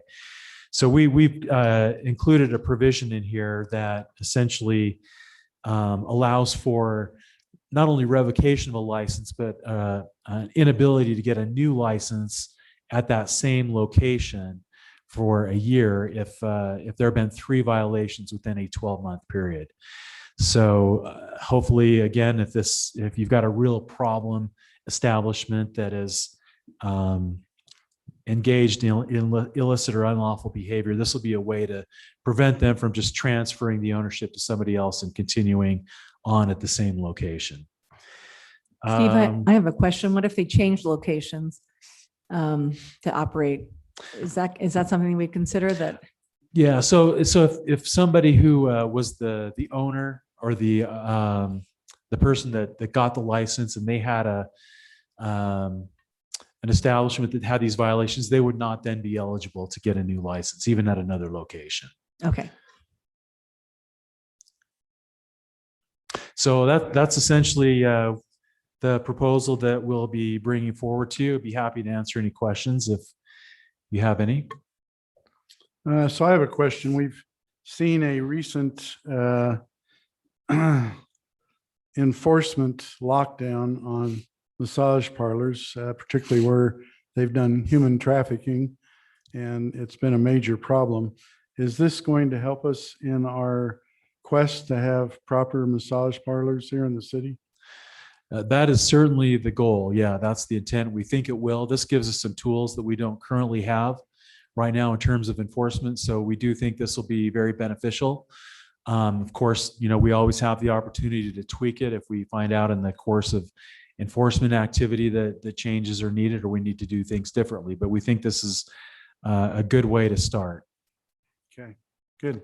Any questions? Yeah, I do, Steve. ahead, So I've got a friend who's involved in law enforcement. This is a nasty one, because you hate to send an undercover officer in and have to experience some of the garbage that's going on. So, but a couple of comments. With this, can we have random visits from the city to check licensing without having to have an appointment to walk in? Obviously, if you have an appointment, you're going to clear out the girls or guys that aren't licensed. And yeah, I mean, I don't think it's in this section, but our general business license ordinance says that the police officers can go on the premises of any business and ask for proof of licensing at any time. Okay, thank you. So another follow-up on that, when we were dealing with the vaping. And in the city, we changed the number of vaping stores you could have since we were the vaping capital of Utah County, it sounded like at one time. Now, when we drive up and down State Street, it feels like we're the massage parlor capital of Utah County. I mean, all up and down the street. And some of these are so sleazy looking. I mean, they haven't weeded. I mean, there's weeds growing everywhere and a crooked sign saying massages. So is there a why don't we change the number? I mean, you don't want to hurt a place like Massage Envy that's a legitimate national chain or other legitimate companies, but could we number the number of massage parlors we allow in the city? You could, where we've done that in the past, say with check cashing businesses, vaping shops, those have been businesses that have sort of been deemed to be by many inherently undesirable, if you will. I'm not sure that's really true of massage establishments generally, because like I said, there are probably most of the ones out there are legitimate and they provide, a good and a valuable service, but there are certainly a few out there that are, causing the problems out there. So I think the hope is that we can, with these tools, we can weed out those bad ones and, and not, maybe cast that same shadow over all of the massage establishments that are out there. No, well, here's what I'm wondering. You tell me if we need to do this, but so we have X number now, and so we say we're going to only have this number, but everybody's grandfathered in currently. But then if you're not compliant with current city licenses, or if you get in violation with some of the things you're saying, then we'd be able to reduce the number. So, and what it really does, it starts eliminating those that aren't in compliance, and the ones that are in compliance are fine. They're still here. Yeah, it would do that. The problem is if you had a legitimate massage establishment that wanted to come into the city, then they wouldn't be able to. No. So I guess that's, something for the council to weigh. Sometimes with chiropractic work, there's also a component of massage that enhances the chiropractic work and other medical practices. And so I think, that could be limiting to the care that they're able to give to their patients in those situations as well, if we limited that. Yeah, we've just had a new chiropractic service open up on the north side in Northgate, and they offer massage services. Yeah, obviously massages are used, pretty widespread. There's a physical therapy place that I've gone to where they also offer massage as part of the physical therapy. And of course, that's a very common use for it. And that's why I say, unlike some of the other businesses where we put a limit on the number, I don't think massage is really, something that most people would characterize as inherently undesirable. The only thing is, if you ask the chief right now, where are they? He can tell you all the ones in the city that are not physical therapies. Oh, absolutely. Yeah. Nobody's denying that there are some bad actors out there, and we certainly are trying to crack down on those. That's the whole purpose of this. Okay. But my suggestion would be, let's see how this goes. If you want to consider putting a limit on them overall, then, maybe that's something that could be considered later on. But that's obviously at your discretion. Okay. All right. Any other questions? Okay. Well, thank you, Steve. We Thank you. appreciate it very much.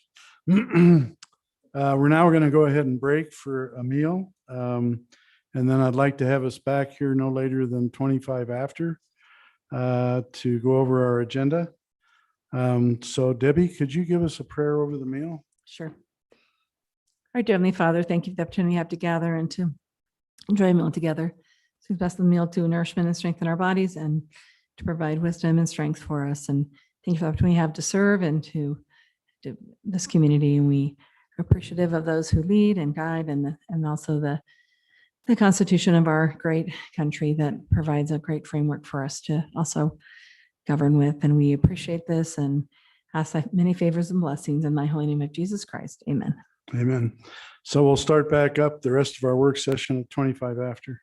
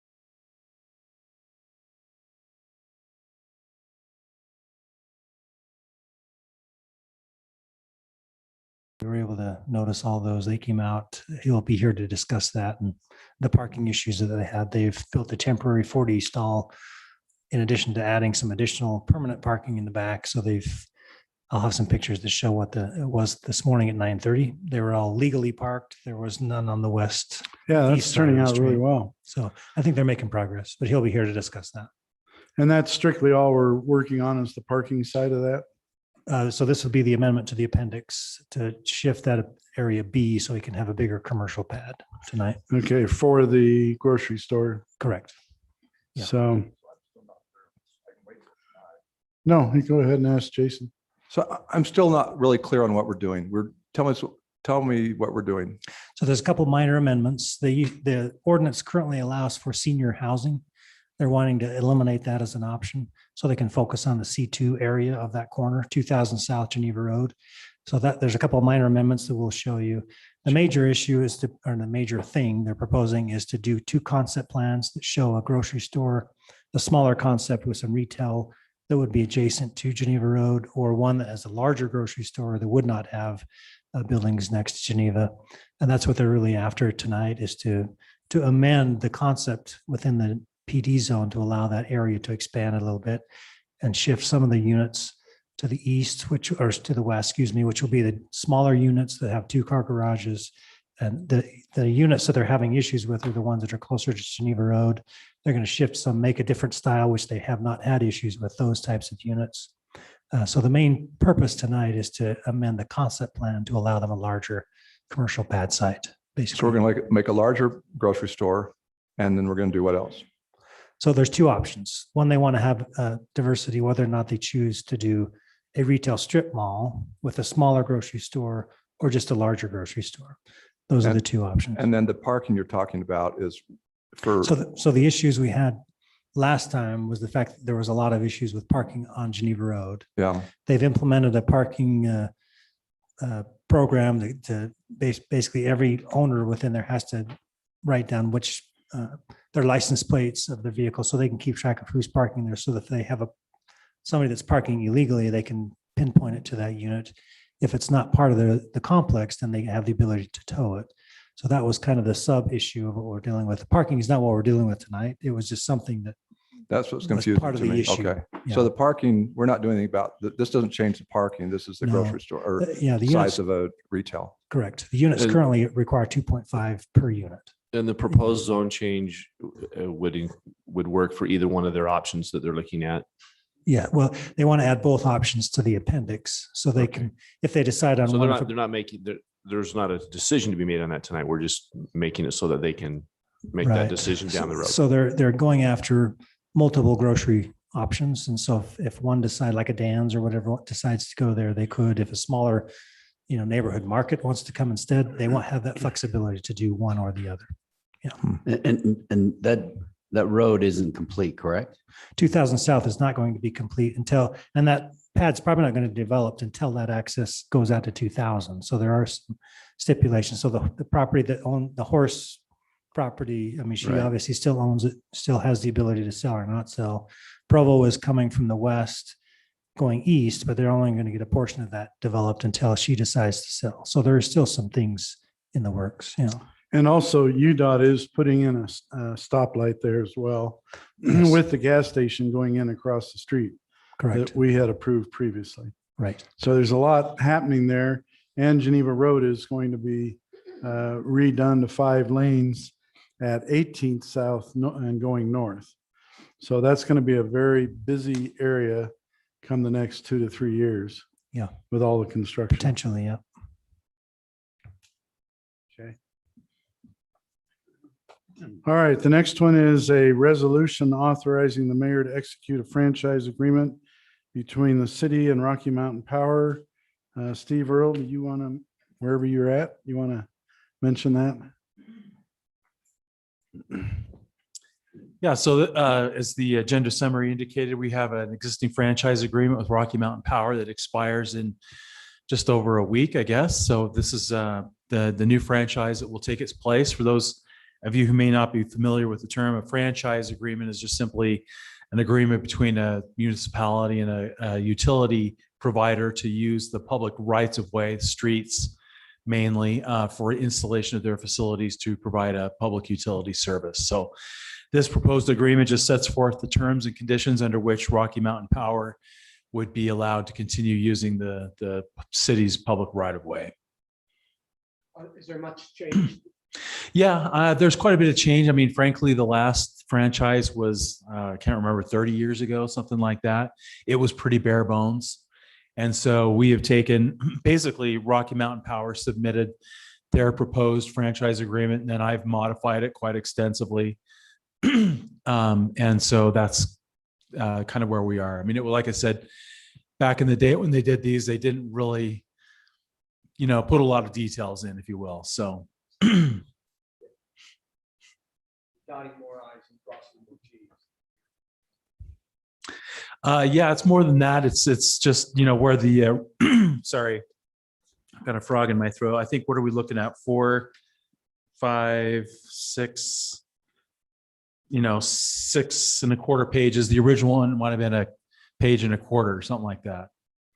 And you haven't noticed anything that's a problem or concerning to the city? No, I mean, I've gone through it quite extensively, and, I've done a number of different franchise agreements, and I looked at the similar franchise agreements that have been done with Rocky Mountain Power and several other cities. And, yeah, I feel quite good about this. Well, I feel good having you read through that. Confident that you are in charge and know what you're doing with that. So. Mayor, may I Yes, just go make a ahead. note that Mr. Michael Lang from Rocky Mountain Power is here to Yes. represent the interests of Rocky Would you Mountain. like to come up and say anything? You bet.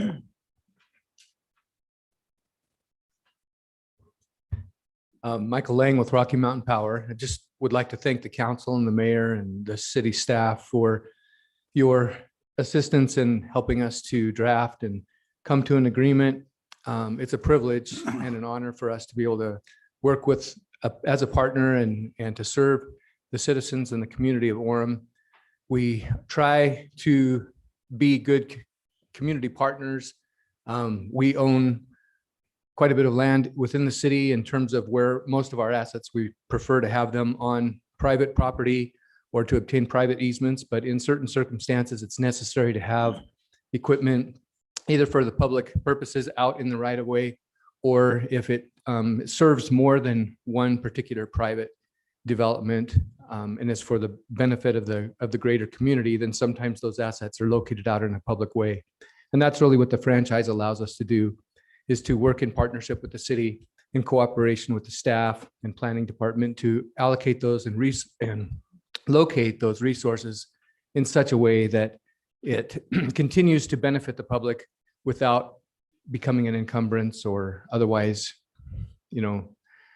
prohibiting use of the public way in any way. And one of the things that the franchise does, and that Steve was very good at articulating in the agreement, is to make sure that provisions are there so that the allocation for the cost is appropriately set aside, and that anything that just benefits one particular customer would be paid for by that customer, and the rest of that, of course, would be paid for by the company, which in turn shares that cost with all of the other ratepayers. But mainly just would like to thank you as a city for your continued opportunity that you provide us to serve the community.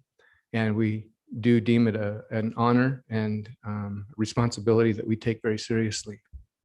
So it looks like your expansion of the major power line along 1600 North is now complete. Is that correct? Yes, with the exception of removing some of the older poles that were topped off. Yeah. Our assets have been removed. There's still some joint use. I just drove along it today to make sure, and there are still some joint use utilities from other companies that are still located there. Until those are removed, we can't remove those structures, but we will come back and remove those as timely as we can. Okay. Well, great. Well, we appreciate our partnership with you and the service you give to our customers. Thank you. Mayor, may I just make a note? Sure. I want to say thank you to Michael. They truly are a good partner with the city, whether it's a discussion about renewable energy or dealing with emergency power outages, or most recently, they have become supporters of the city's Lights On program that we will have an opportunity to invite the community to on November 22nd. They are always a valued partner, and I just want to say thank you to Michael for Thank your you, Jim. efforts. Appreciate that. We're also just, I'm not sure how much the council and the mayor have been brought up to date in terms of the Watt Smart Community Program that we're participating with in the city, but that the ongoing efforts of that will continue to save the city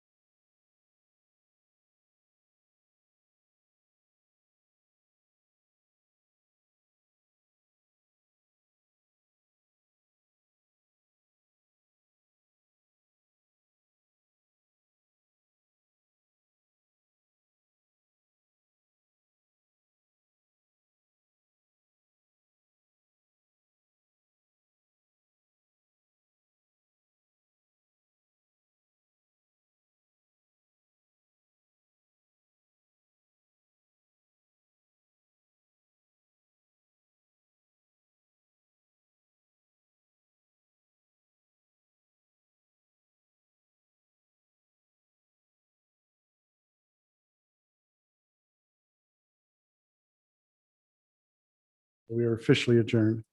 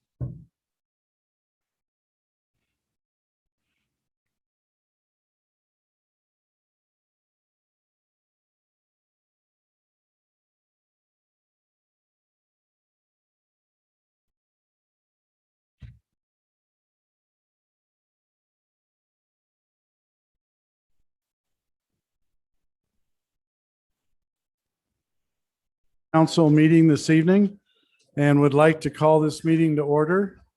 We'd ask that everyone please take a seat and that all discussion stop so that we can start this meeting in order and have quiet. We'd like to start with a prayer to be given by Brent Sumner and the Pledge of Allegiance to be given by Nichelle Jensen. And Brent, we'll go ahead and start with you. Our kind eternal Heavenly Father, we're indeed grateful for the opportunity to meet tonight as City Council and citizens of Orem. And we ask Thee to bless us tonight that we may be able to, on the decisions, we may be able to benefit the community members and make Orem a great place and a greater place to live. And Father, we thank Thee for Thy Spirit, and please be with us tonight. In the name of Jesus Christ, amen. Amen. And Nichelle, if you're here. Okay.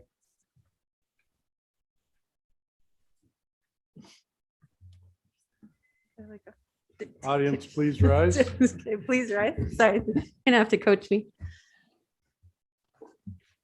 Just go for it. Okay. I pledge allegiance to the flag of the United States of America and to the republic for which it stands, one nation, under God, indivisible, with liberty and justice for all. Thank you, Brent and Nichelle.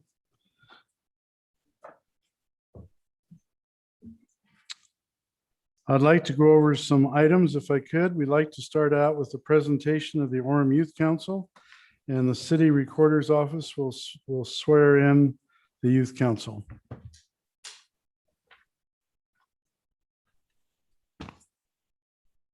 Mayor and Council, it is my pleasure today to present to you our Orem Youth Council. We had to suspend the council last year due to COVID, so we were really excited to reconstitute it this year. I will give just a very brief introduction to the Youth Council program, and then we'll have our Youth Council members come up, introduce themselves, and then we'll have the City Recorder swear them in. So we had 10 applicants for Youth Council this year, and interestingly, all of them were girls. So it's the first time we've ever had a Youth Council made up of all young women, so that should be fun. We have representatives from every single one of our Orem high schools. So we're really excited to, we've met once. They have some fantastic ideas. They had some really great questions. They're all very service-oriented young people.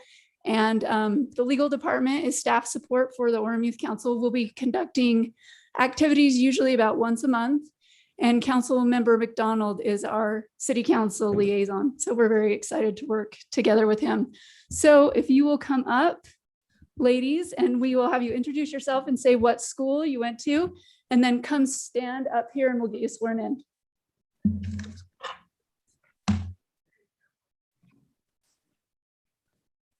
Yep. I'm Eleanor Cruz and I go to Orem High. I'm Dana Stiles. I go to Mountain View. I'm Brinley Stiles. I go to Mountain View. I'm Madeline Wilson. I go to Orem High.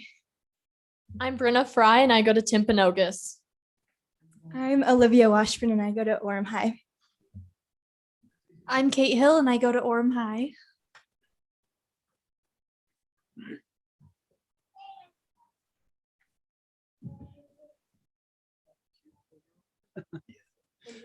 Raise your right hand and repeat after me. I, and state your name. Do solemnly swear. Do solemnly swear that I will support, obey, and defend. That I will support, obey, and defend the Constitution of the United States. The Constitution of the United States. Constitution of the State of Utah. Constitution of the State of Utah. The laws and ordinances of the City of Orem. The laws and ordinances of the City of Orem. And I will discharge the duties. And I will discharge the duties of my office with fidelity. My office with fidelity. Ladies, if you can stay right there. Hold on. Come back. They understood that, Debbie. Thank you.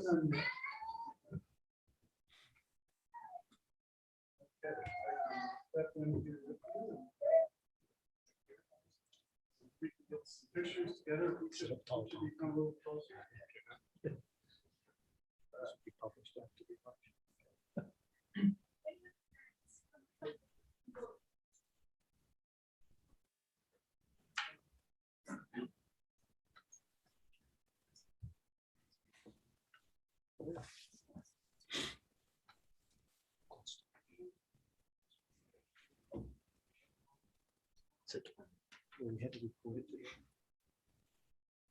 All right, we'd like you to turn around, and if you could start this way and shake the hand of all the council members.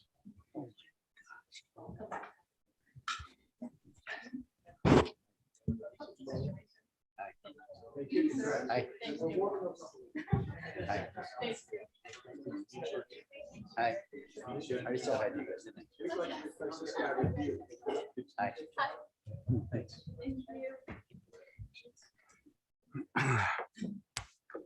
We appreciate our youth and we appreciate the opportunity they have to serve and be part of our community service here in Orem. We now would like to go ahead and turn some time over to Lenny Lyons for a presentation on the Orem Community Hospital. And Lenny, I have a certificate of recognition I would like to read. So whenever you want that done, you let me know.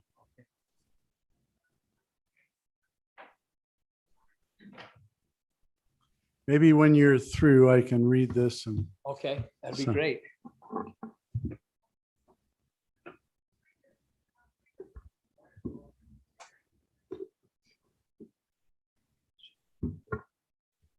First of all, thank you very much for the opportunity to give us a few minutes to come and present tonight.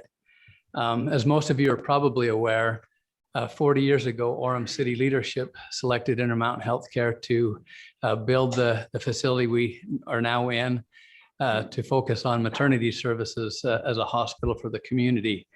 I'd just like to say thank you for the past 40 years for the support that you've given us. And I'd also like to especially thank Mayor Brunst for his allowing several of your key leaders to participate on our outreach council.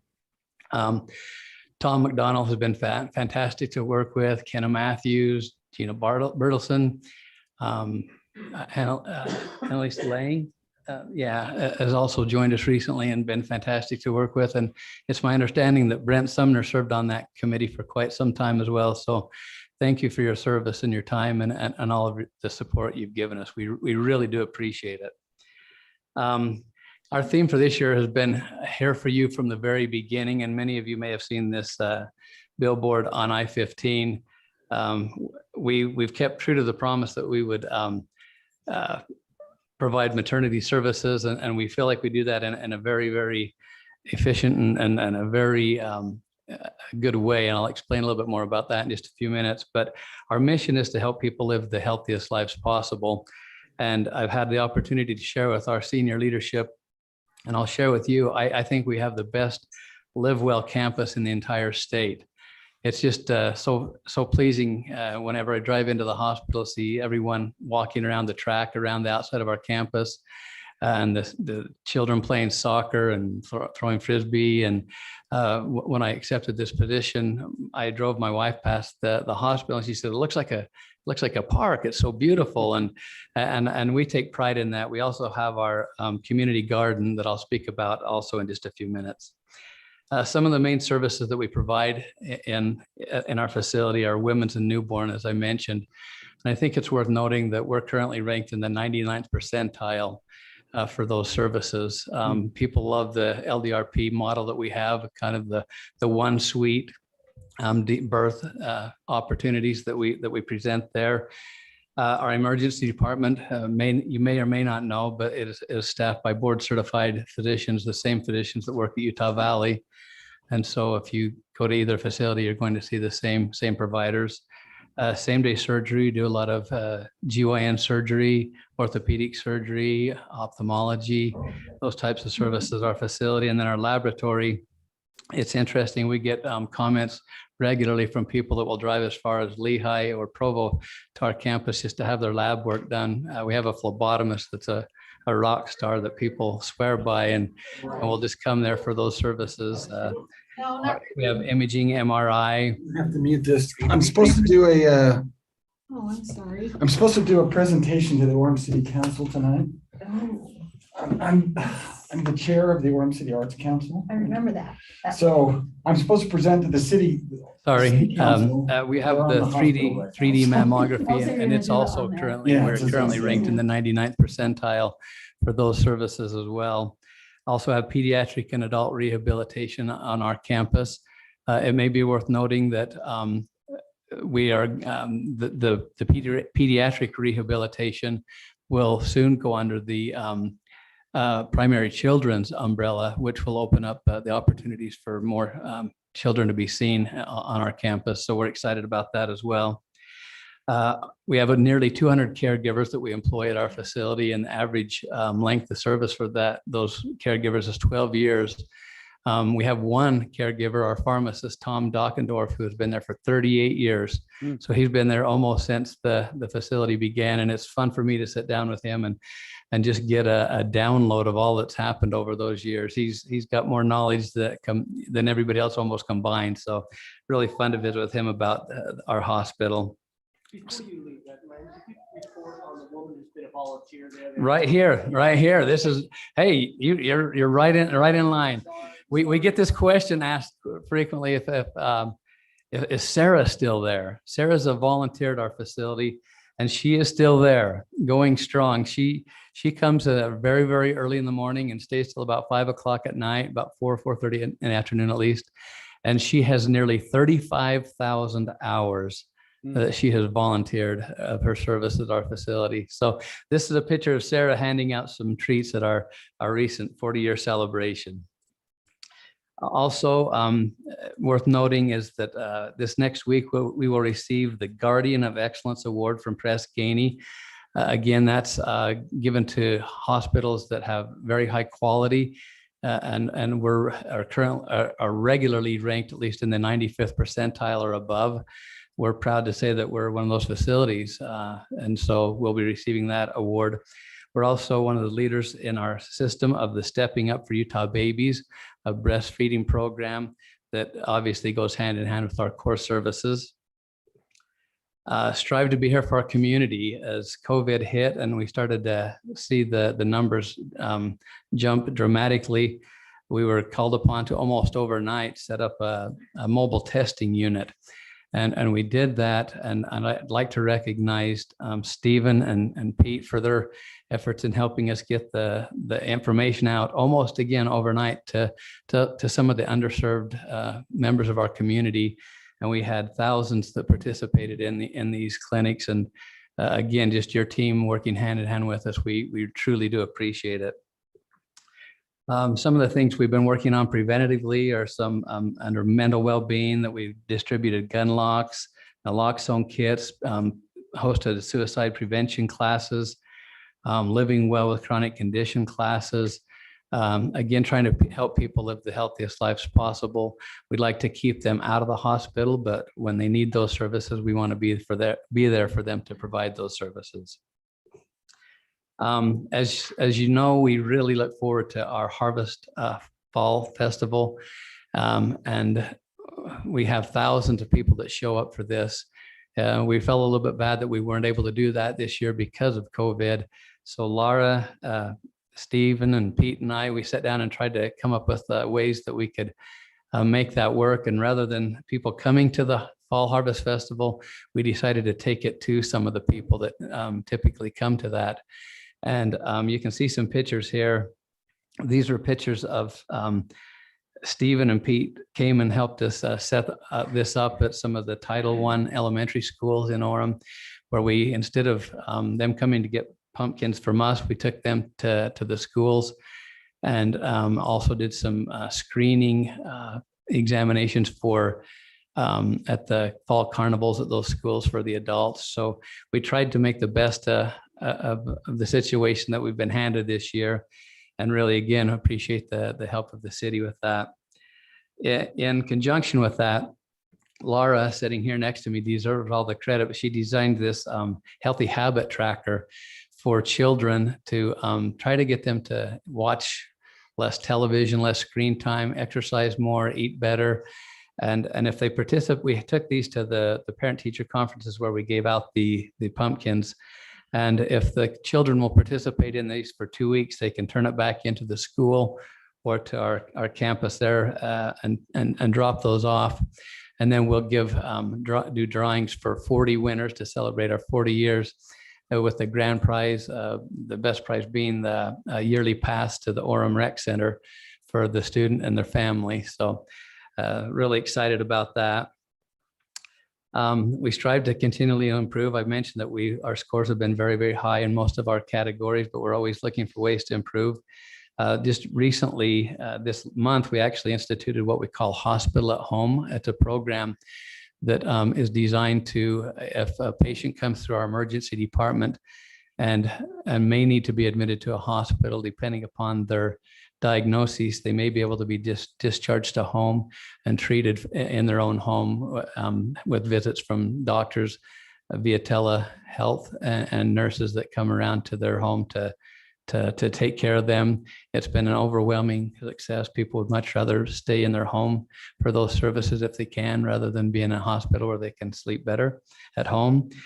We've instituted some telestroke, telebehavioral health programs that have been very beneficial in our emergency department.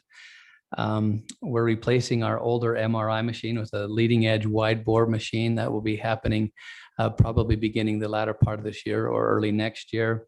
Doing our facility is getting a little bit older, where it's been 40 years, and we're doing some refreshes and updates to keep that functioning long-term for the community. And I thought I'd mention that we're right now just started a xeriscape conversion that will save us a bunch of water this past year with the drought.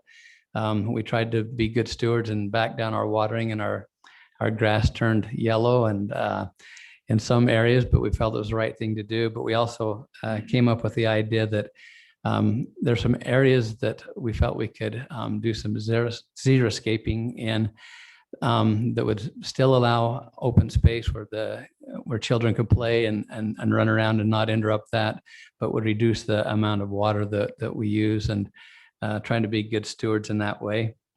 I mentioned our community garden. We have 44 plots there that are available. Those are welcome the community. We open that up for applications in the spring, and then choose 44 recipients to use those. It's been really fun for us to watch the community. We've had actually multiple communities have came to this, to our garden. And when I was working in Delta and Fillmore before here, I heard about it and came up, and we instituted it down there in Fillmore. Vineyard found out about it, and they wanted to do something similar. It's really a neat thing for the community to not only get out and grow some fruits and vegetables, but opportunities for people to associate with their neighbors. And we found that those who participate obviously eat more fruits and vegetables, but are also buying less processed foods and are participating at least once a week, walking around the track. So again, just our Live Well campus that we feel we have the best in the state. And really, more than anything, my reason for coming tonight was I just really wanted to thank you. I'm relatively new here. I've been here for just a couple of years, and I feel like the entire Orem city leadership has just been so welcoming to me. And I know that over the 40 years that they've treated everybody that way in our facility. And I just really enjoy working with all of you, and just want to say thank you for all your support. Well, thank you, Lenny. We appreciate it. And 40 years of a great partnership means a lot. And your hospital brings a lot to our community. So we thank you and Laura and everyone else there involved. Thank you. Can we give a round of applause for Intermountain Hospital? There's also some treats in the back. So first come, first serve. Sure, there are treats in the back when you leave, and have at them. We have a certificate of recognition that we would like to read, and then I would like to come forward with you and get some pictures. It says, whereas the city of Orem wants to recognize and thank the Orem Community Hospital for their contributions and service to the community for over 40 years. And whereas we recognize Orem Community Hospital for being a cornerstone to the city, providing care and peace of mind to residents since opening as a maternity hospital in 1981.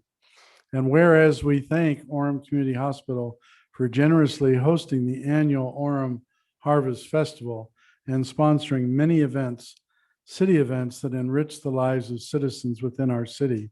And whereas we commend Orem Community Hospital for excelling in labor, delivery, and other needed services to the community, such as providing mobile COVID-19 testing in Orem's most at-risk neighborhoods.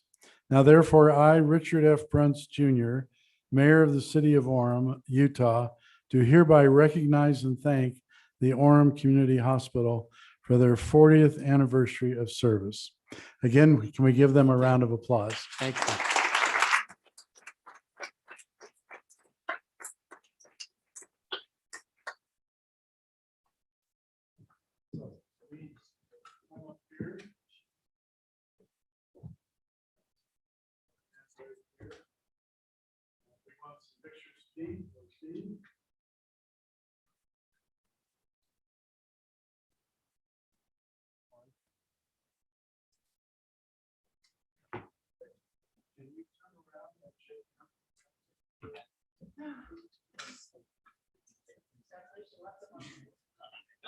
I know, right?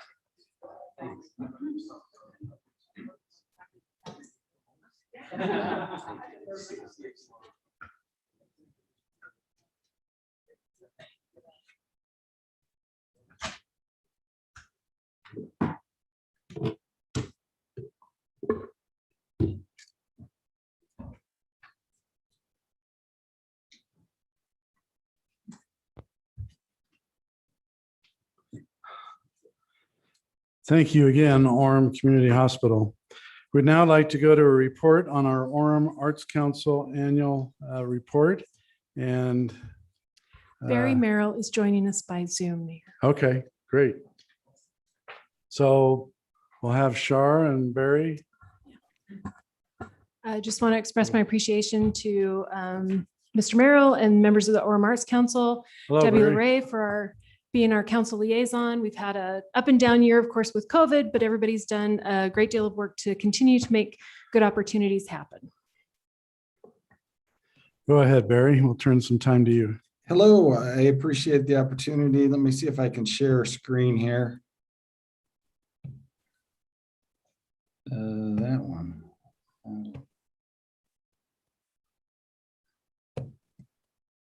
There we go.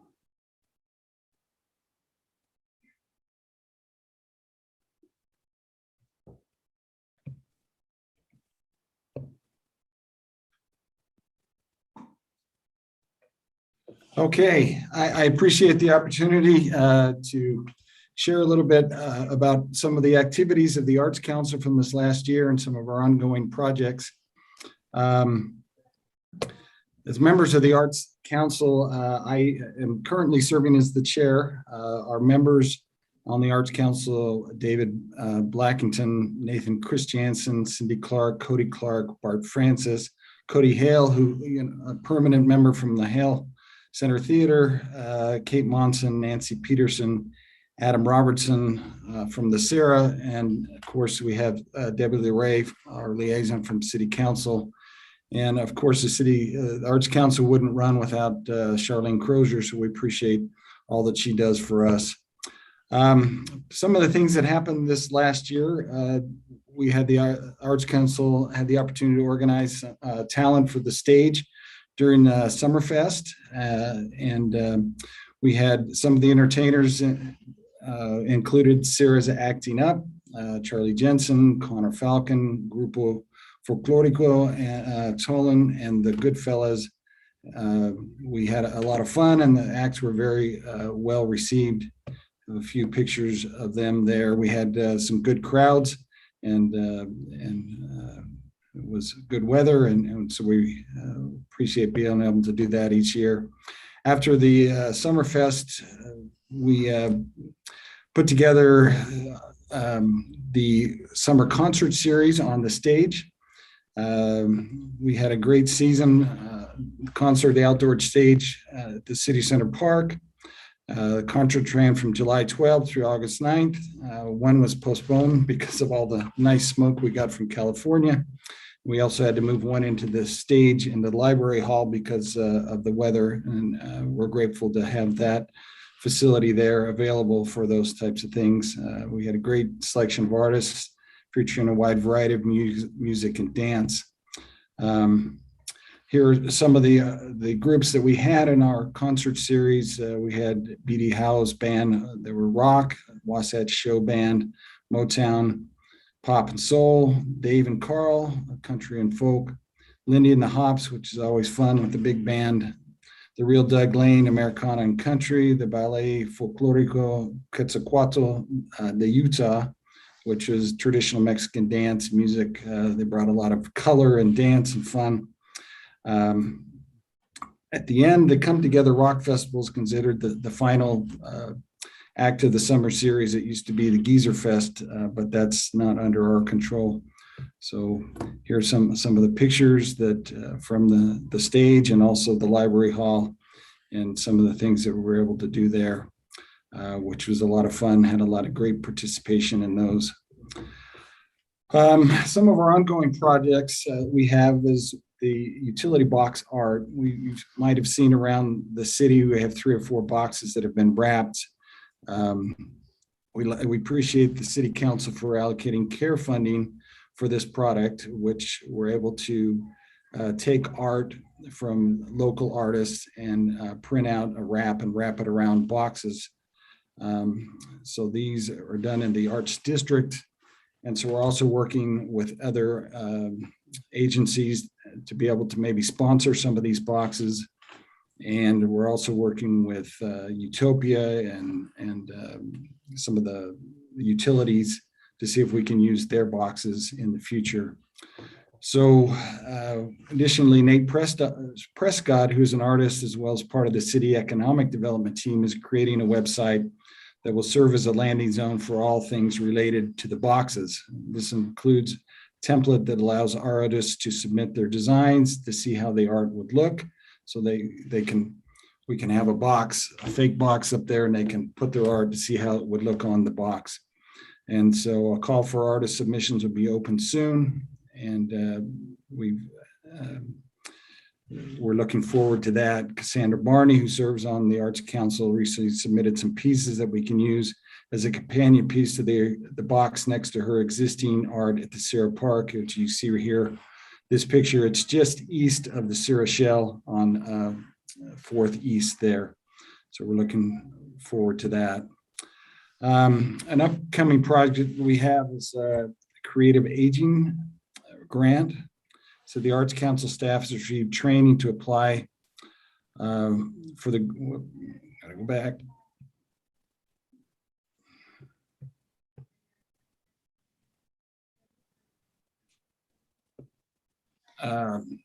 Applies a grant to assist seniors in acquiring new skills and participating in our opportunities as part of the Creating Aging Grant sponsored by the state of Utah. We're developing our grant application now. If we get funded, the grant would allow us to offer a multi part for seniors to explore new art forms and acquire new skills. We're working with Gina Bertelson, program manager of the Orem Senior Friendship Center, to develop the program. Worked nicely with the annual Brilliant University. So we're looking forward to see if we can get funded for that. One of our ongoing projects is the Orem, Return to the Orem Stories. And Orem Stories is an annual initiative that we work with students to help them learn more about portrait work. We've encouraged Orem students to create a portrait of someone who is meaningful in their lives and has some sort of a link to Orem City. It was a few years ago that somebody did one on Mayor Brunst. Portrait have been displayed at the Orem Library. We're not able to host the Orem Stories project this last year, of course, because of COVID. But our Arts Council member Cindy Clark is reaching out to schools to bring back this activity back to the classrooms this year. And we're desired to collect student work and display it in the library wing, children's library wing for everybody to see. And we're hoping that'll happen by December. So that's a fun activity that we get to do. And we hope to get a lot of youth involved in that. We'd just like to appreciate all the support that we get from the city council and Debbie LeRae, support the Arts Council and our ongoing things. And we just appreciate everything we get for there. So that's our report from this year. Thank you. All right, Barry, that was a wonderful report, and it's pretty amazing some of the things that you're doing. I've seen the boxes around the city and like the art there and the concerts there in the park and also at our new library hall. We appreciate that effort, and a lot of good things are happening. So thank you very much. Can we give a round of applause for our Arts Council?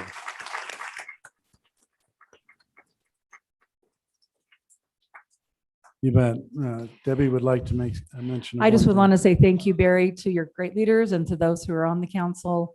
These are some of the finest artists, musicians, theater people. This community is full of talented, amazing, and all of them add a richness to our art in this community. So thank you, and it's a privilege to work with you. So thank you, Barry. Thank And you. Charlene. All right. Well, thank you, and thank you to Shar and for the good work you're doing. Let's go ahead and move on to another report from our Recreation Advisory Commission. And we have Bryce Merrill, our Recreation Director, and Skip McWhorter, our Recreation Advisory Chair, here to make a report. And if you could both turn on your microphones where it shows green. There we go. Mayor and City Council, thank you for the opportunity to meet with y'all this evening. We're excited. It has been an incredible year for our department. The number of changes, the growth, the return to a lot of our services this year has been a really exciting opportunity. So we've got Skip McWhorter here, who is our commission chair, and I'll turn it over to him to cover some of those highlights. Thanks, Bryce.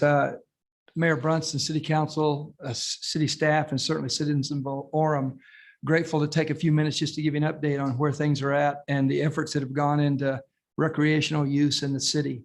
First of all, a huge thank you to Bryce and his staff coming on new, and all of the workload that's been in their lap has been, they've done a phenomenal job. Dave Spencer is our council rep who has worked tirelessly with us. We appreciate his help and direction. Let's step into some Hey, Skip, updates. so did you want to have Carol and did I see Russ in? Do you guys want to come up? If they're here, come on up. Carol?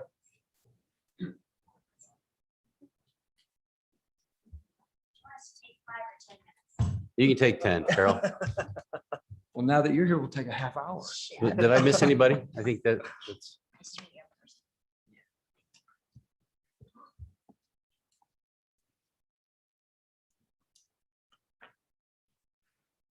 So we'll start with the fitness center because that's been kind of the highlight of a lot of great things going on in the city. Earlier, when Councilman Davidson was talking about the award that we received, the city for construction, that was around the design and construction of the building, and well-deserved. We also received the 2021 URPA, which is Utah Recreation and Parks Association Facility of the Year Award. This is about the space, the usage, the programming, and how it operates. We had some stiff competition. Draper City has a brand new rec center, Kern City, but Orem was the one that won the award this year. Also, the Net Promoter Score, which is a survey that evaluates what the citizens think of the rec center and its usage, got really high marks from residents with their satisfaction. A few numbers to keep in mind. The last time the number was officially checked was about mid-September. We had 19,500 members. We think it's well over 20,000 now, but we don't have that exact number today. But to give you a comparison, we were 10 to 12,000 previously. So to double in almost 6 months is phenomenal. And I think it speaks a lot to the vision and leadership of what the council and the mayor and the staff have accomplished with the new rec center. That growth also means increased revenue. And that also then adds to the opportunity for operational efficiencies, growth of programs and things like that to benefit the city.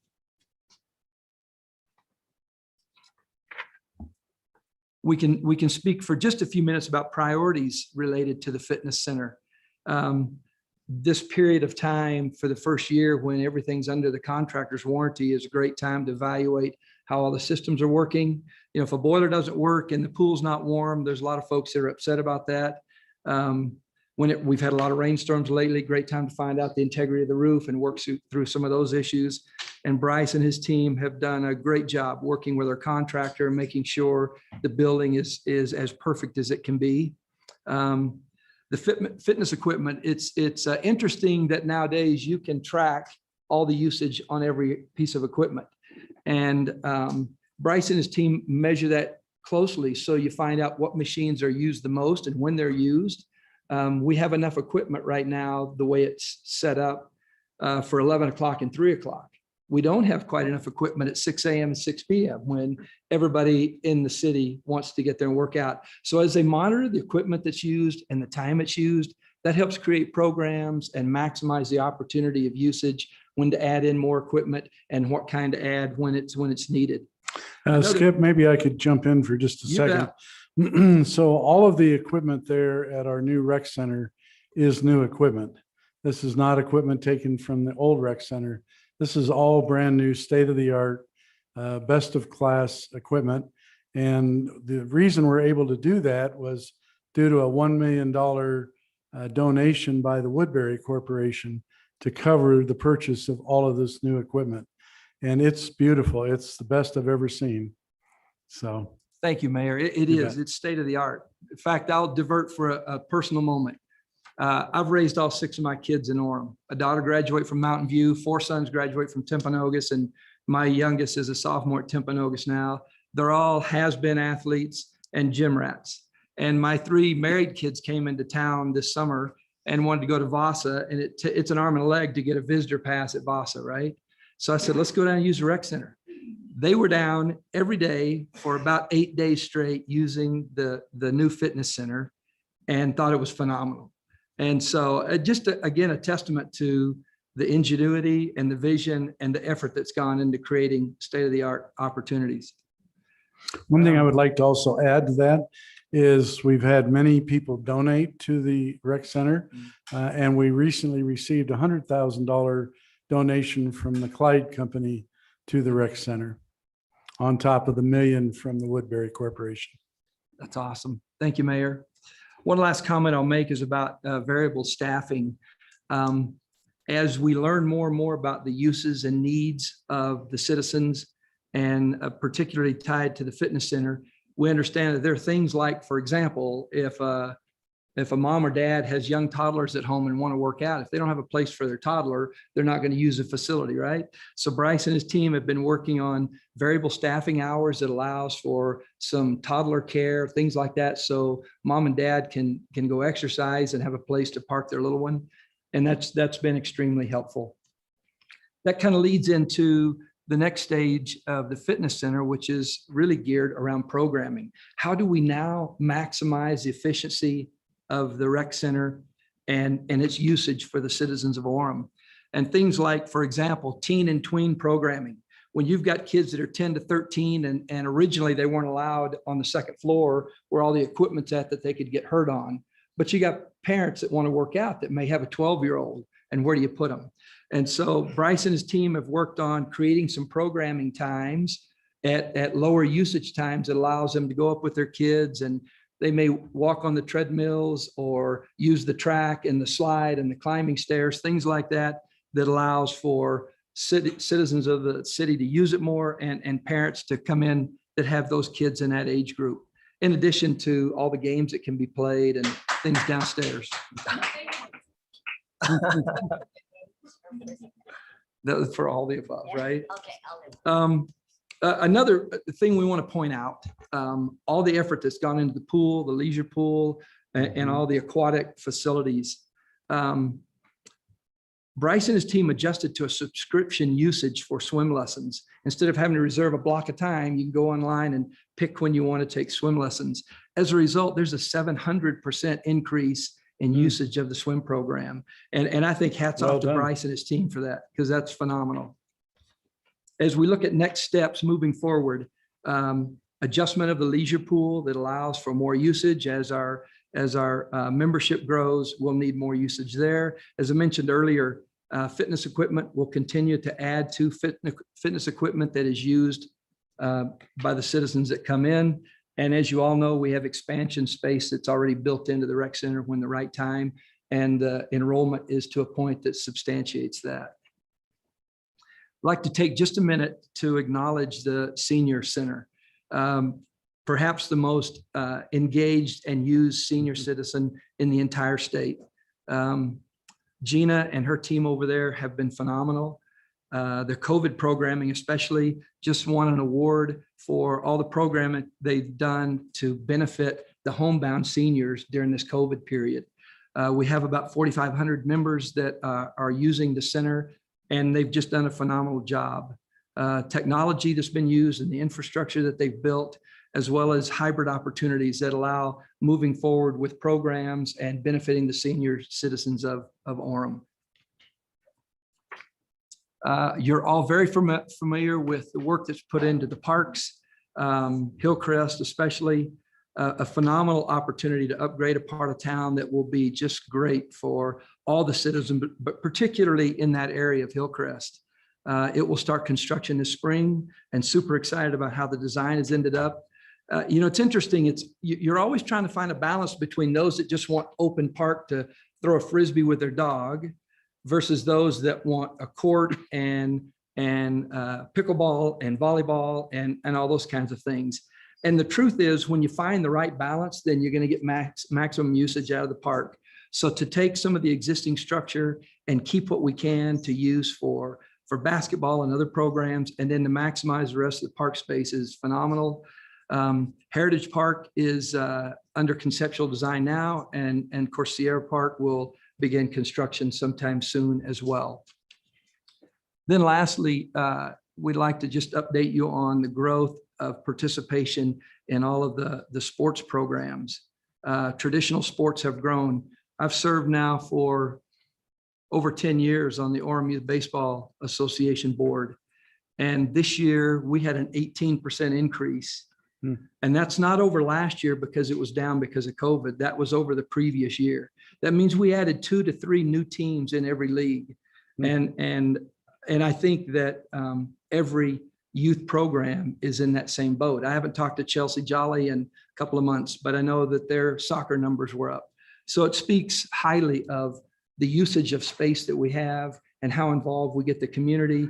Certainly Bryce and his team are instrumental in encouraging all of these programs that either tie to or run parallel with city programs. So appreciate that. Individual sports is up, tennis and cross country and other sports. About 2 years ago, Utah High School Athletic Association sanctioned lacrosse. And then you see that ripple effect in city and club programs in lacrosse. So appreciate that. And also appreciate then the effort that goes into park space that allows for those things to happen. We have a bunch of unique programs going on too. I don't know how many rec centers you can go into and find a bouldering class, but those things are busy and full, and there's kids learning to climb and participate. So super appreciate those things and looking at future growth and opportunity in the Parks and Rec department. Any questions? No, I'm just amazed and thankful, Skip, that you're at the helm and working with Bryce, and Bryce for all the work that you do as our director, and Carol and Russ, thank you. And we appreciate the good service. It's amazing what recreation does for a community, how much it helps when you have arts and recreation together. It brings the community together and helps us to be better people. And I just appreciate the good work that all of you are doing. Thank you. I think Dave would like to mention something. Yeah, I appreciate Bryce and Skip and Carol and Russ, and it's been great serving on the Recreation Commission. And and the amazing things that we're doing in the city. And I want to put a plug in. I mean, if anybody wants to volunteer for a commission, you go online and volunteer, because I think, that's what keeps things moving forward and it completes the circle. So I appreciate your service, and definitely Bryce being new. He's done awesome, just hitting the ground running. So it's been an enjoyable time serving on that commission. So thank you. Thank you very much. Can we give them a round of applause, please?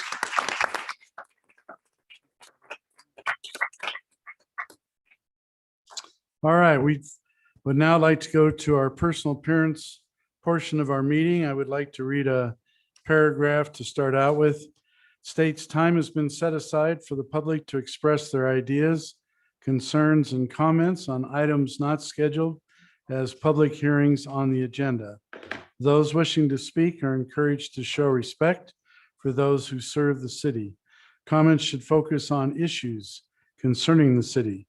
Those wishing to speak should have signed in beforehand at the beginning of the meeting. Please limit your comments to 3 minutes or less, and please give us your name when you come to the podium. So I'll now read the names that we have listed. We'd like to start out with Cindy Nielsen, after which Lori Tomlin. So Cindy, if you can come forward. Thank you, Cindy Nielsen. Back in 2010, much of Geneva Road was widened to 4 driving lanes, and several homes in our neighborhood were demolished to accommodate this project. A few years later, high-density housing was constructed directly across Geneva Road from our neighborhood. City leaders, while granting approval for this project in City Council meeting in January of 2013, zoned the property as PD 33, which means it is a TOD or transit-oriented development. The assumption was made that since the complexes would be so close to the new Front Runner station and UTA, that students living in these apartments would use public transportation. The reality is that even if students use public transportation, they don't use it exclusively. They still have cars that need to be parked somewhere. Since there is not sufficient parking at the apartment complex, residents of these buildings park wherever they can find a spot. Initially, they parked along Geneva Road until they were told they couldn't, with good reason. Multiple times I saw students nearly get hit while crossing Geneva Road. Because they can't park at their apartments, parking in our neighborhood is horrendous. Springwater Drive and the streets branching off of it are virtual car lots. The city, in response to complaints in 2018, put up a few no parking and residential parking only signs with little effect other than pushing the parked cars further into our neighborhood. Some homeowners have put up their own signs to prevent property access from being blocked. There are several disturbing things that have happened as a result of this issue. Some are written on the document I gave you. Please ask yourself if you would be concerned if these things were happening in your neighborhood. By far, the most egregious one on that list is the assault on our 75-year-old friend and neighbor when he approached a man in a car that had been parked outside his home for 2 days. The neighborhood to the north of the apartments has implemented a permit parking system, which has alleviated the problem for them, but brought even more cars into our neighborhood. Several homeowners in our area do not want permit parking. Some have regular work meetings at their homes, and others often have family and friends over, which would be hard to manage with a permit system. This problem originates from the lack of parking at the Promenade Place and the Access complexes. If you call them and ask about parking, they will tell you that there is a waiting list for parking spots, and the cost of those spots is, in my mind, ridiculous, as high as $60 a month. Understandably, the residents of these apartments are frustrated too, and even organized a peaceful protest around this issue. You can read quotes from online reviews for these complexes on the paper that I gave you. You might be thinking the solution is simple, just go to permit parking. I hope you now realize that permit parking does not solve the problem, it just pushes it down the road, literally. If we were to adopt a permit parking system in our neighborhood against the wishes of some neighbors, it may help with the parking problem we are having, but it will create a significant problem for you because those cars currently clogging our roads and blocking our driveways will have nowhere to go. Instead, we ask that the city, in conjunction with apartment management, UVU, or whoever needs to be involved, put in place a long-term solution that will eliminate this problem.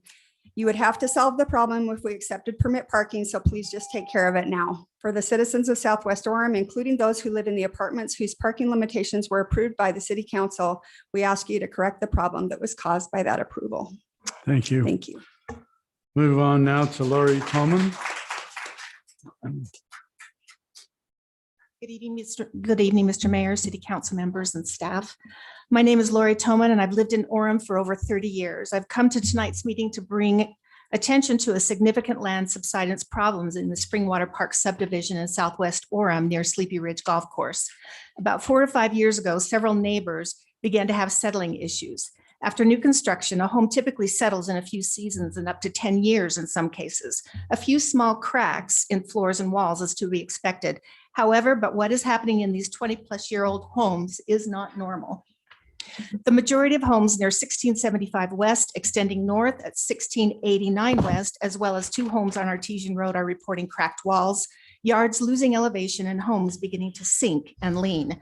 The repair costs have been upwards of $100,000 for some, and for other families, they are living with the problem because the cost is beyond their budgets. Some may say, leave the neighborhood, but that's not as simple as it sounds. If there is a problem along your borderline, you would be forced to lie on the disclosure documents, which is illegal. And then if you do tell the truth, you're not likely to sell your home. As a neighborhood, we've noted a correlation between the increase in groundwater withdrawal to meet the accelerated growth of Vineyard's water consumption needs.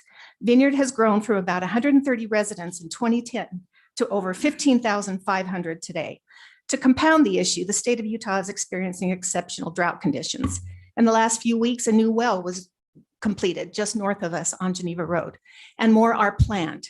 How will this additional withdrawal affect our neighborhood? We have multiple questions we request to be reviewed and answered. I've asked to have a letter placed in front of you. So as part of the master water plans, were there any geological surveys performed to determine the potential effects of pumping groundwater away from the area? Was a survey performed by any agency? Was land subsidence and the possibility of earth fissures taken into consideration in the Springwater area, as well as in Vineyard where the water table is high? Fissures do exist in the neighborhood. Did Orem City, its contractors or other government agencies, survey the elevation as part of the master water plan? And is the monitoring of elevation and effects of groundwater removal ongoing? Is Orem City or other government agencies monitoring the aquifer levels, pressure, and sediment compaction? What is its current state? Most importantly, who in Orem City will launch an official investigation for this problem? Before we leave this meeting today, I would like to talk to you and would like assurances that these questions will be answered quickly and an investigation will begin with a sense of urgency before further damage occurs. I do not want to see my neighbors having to patch their homes in attempts to hold the house together and to keep rain, snow, and cold out of their homes. If you notice in this one home, oh, we got it. Yes, this home here, this light coming from the front door, they can't close it at night because it has shifted so much. So they only have something that where they can keep it somewhat closed at night and keep the rain out and the cold out. And this is a home that they only bought 1.5 years ago. Thank you. Okay, thank you. This homes in red are all homes that are sinking to one degree or another. The 3 neighbors to our east both invested $100,000 each to boost up the foundation 18 inches.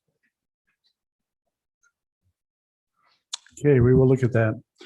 All right, let's go on to Mariah Garcia, after which Carol Miles. Thank you, Mayor Richard Bruns and the Orange City Councils. My name is Mara Garcia and I live at 199 South Terrace Drive in Orem, 2 houses away from the high-density building complex Siena Villa, where owners are proposing to build 2 single-family lots on Terrace Drive, as well as requesting a petition for decreased parking requirements. My concerns are, 1, traffic problems. It will create pollution and safety issues, overflow of tenants, car plus tenants, visitors' cars. The owners of the homes on Terrace Drive will not have available parking for yard workers, visitors, and our family. 2, lack of easy access to emergency health assistance or another emergency. 3, Terrace Drive is a no outlet street.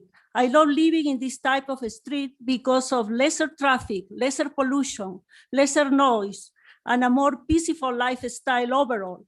Now the peaceful lifestyle will change completely, destroying neighborhoods, tranquility, and personal privacy of owners, and increasing risk for our children because of higher rates of traffic.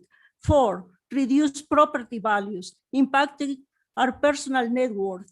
5, crowded curb parking. If you were to visit our neighborhood at any time of the day, you will see that the side of Siena Villa that faces Terrace Drive is full of parked cars, both on the Siena Villas side of the street and also across the street. So having less vehicles per housing unit will just aggravate the problem.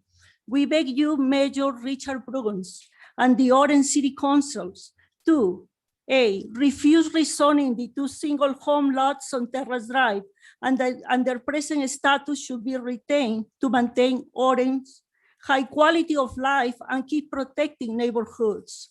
B, oppose the proposal to decrease parking requirements from 2.25 to 1.75 for all high-density developments, because allowing that proposal will have a negative impact in a neighborhood.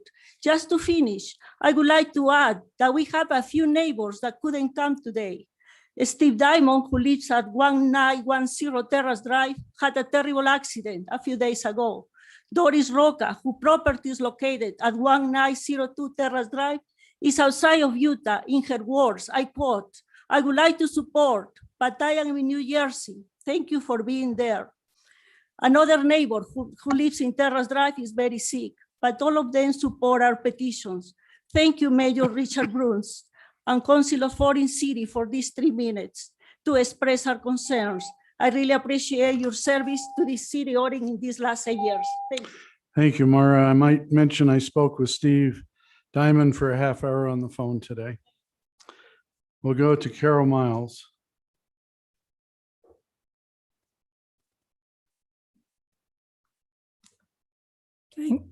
Thank you, Mayor and City Council. I am Carol Miles at 1925 Terrace Drive, and I've lived there for 33 years. I'm here on the same matter as Mara, that in our neighborhood, we have thus far had an amicable relationship with Siena Villas, but now they would like to change zoning of 2 single-family dwelling to accommodate a 21-unit building, bringing 24, 40, let's say 42 more cars to our little end of the road area. It's a street that has no other access. We are very concerned about what this will do to our very close-knit neighborhood. We are a dozen families now, have been over the years, raising our children. And we have had any number of our children return to live with us. And so have the neighbors, because they cannot find a reasonable place to live. We have supported each other. We've helped with fundraisers as the children grew and developed, and invited us in for concerts as their children were learning to play the violin and other instruments.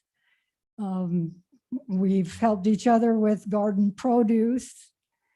I'm just saying that we are the wonderful examples, I think, of what it is like to live in Orem, and we would like to retain our area. We've hosted 80th and 90th birthday parties for people in our area.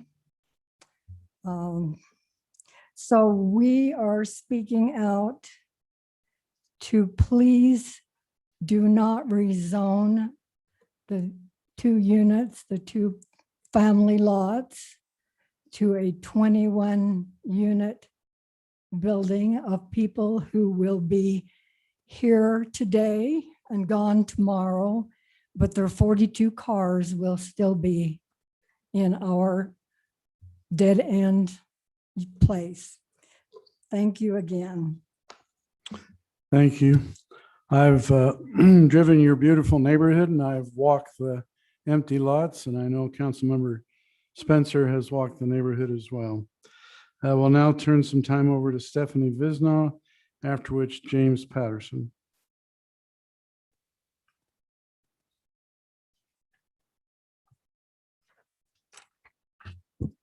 Stephanie Visnaw.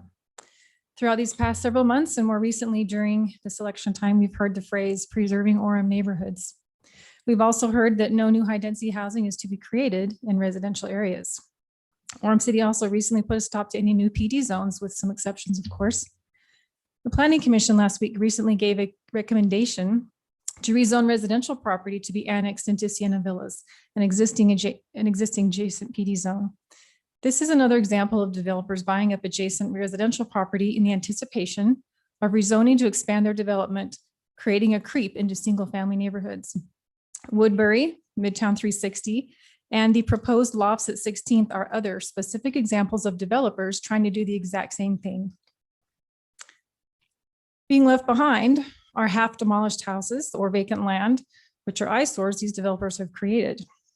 Developers must be good neighbors and good Orem City property owners. These problem areas must be addressed for the sake of these neighborhoods and for the sake of Orem City. This development up for review in Sienna Villa is not only requesting rezoning, but also the addition of more units without adding any new parking. This is not acceptable and will create even more of an impact on the adjacent neighborhood. When Sienna Villas comes up for your vote, voting against the annexation of this residential property into the adjacent PD zone will show your support of preserving neighborhoods by not allowing high density housing into existing single-family residential zones. Thank you. Thank you. Now hear from James Patterson.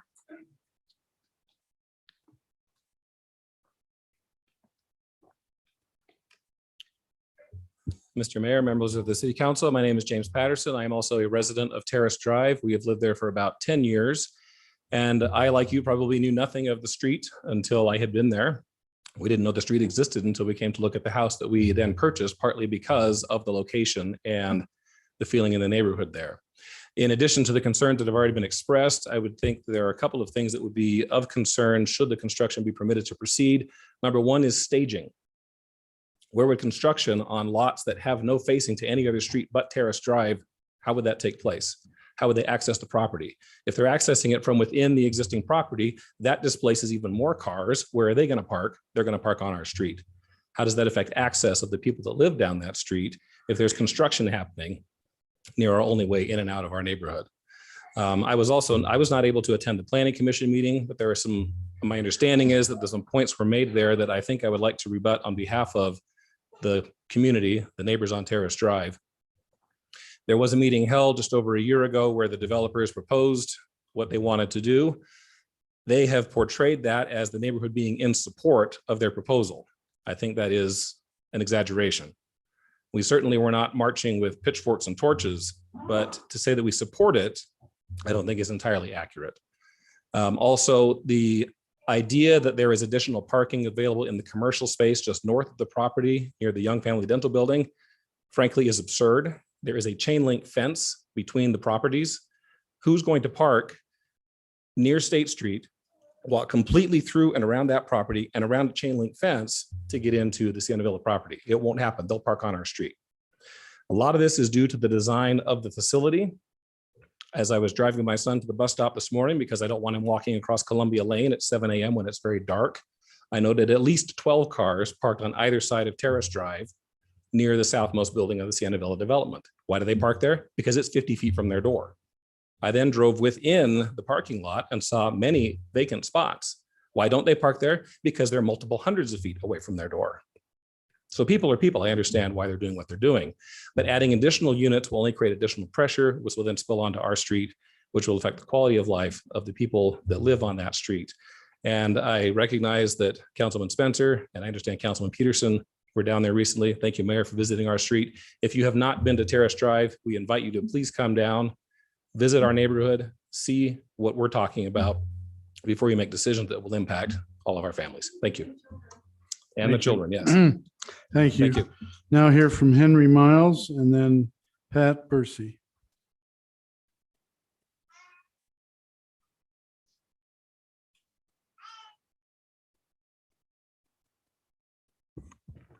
I also live at 1925 Terrace Drive. My wife, Carol, just talked with you about the problem that we have. As I look at that, it's quite interesting. Sienna Villa came in and right on a corner, and let's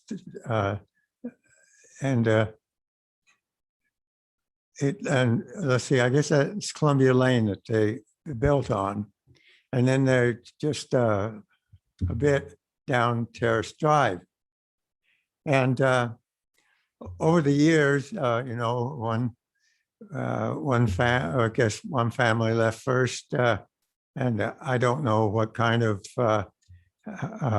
negotiation went on when Sienna Villa bought their house, and then it was destroyed, and then there was a vacant lot there, and they bought that, and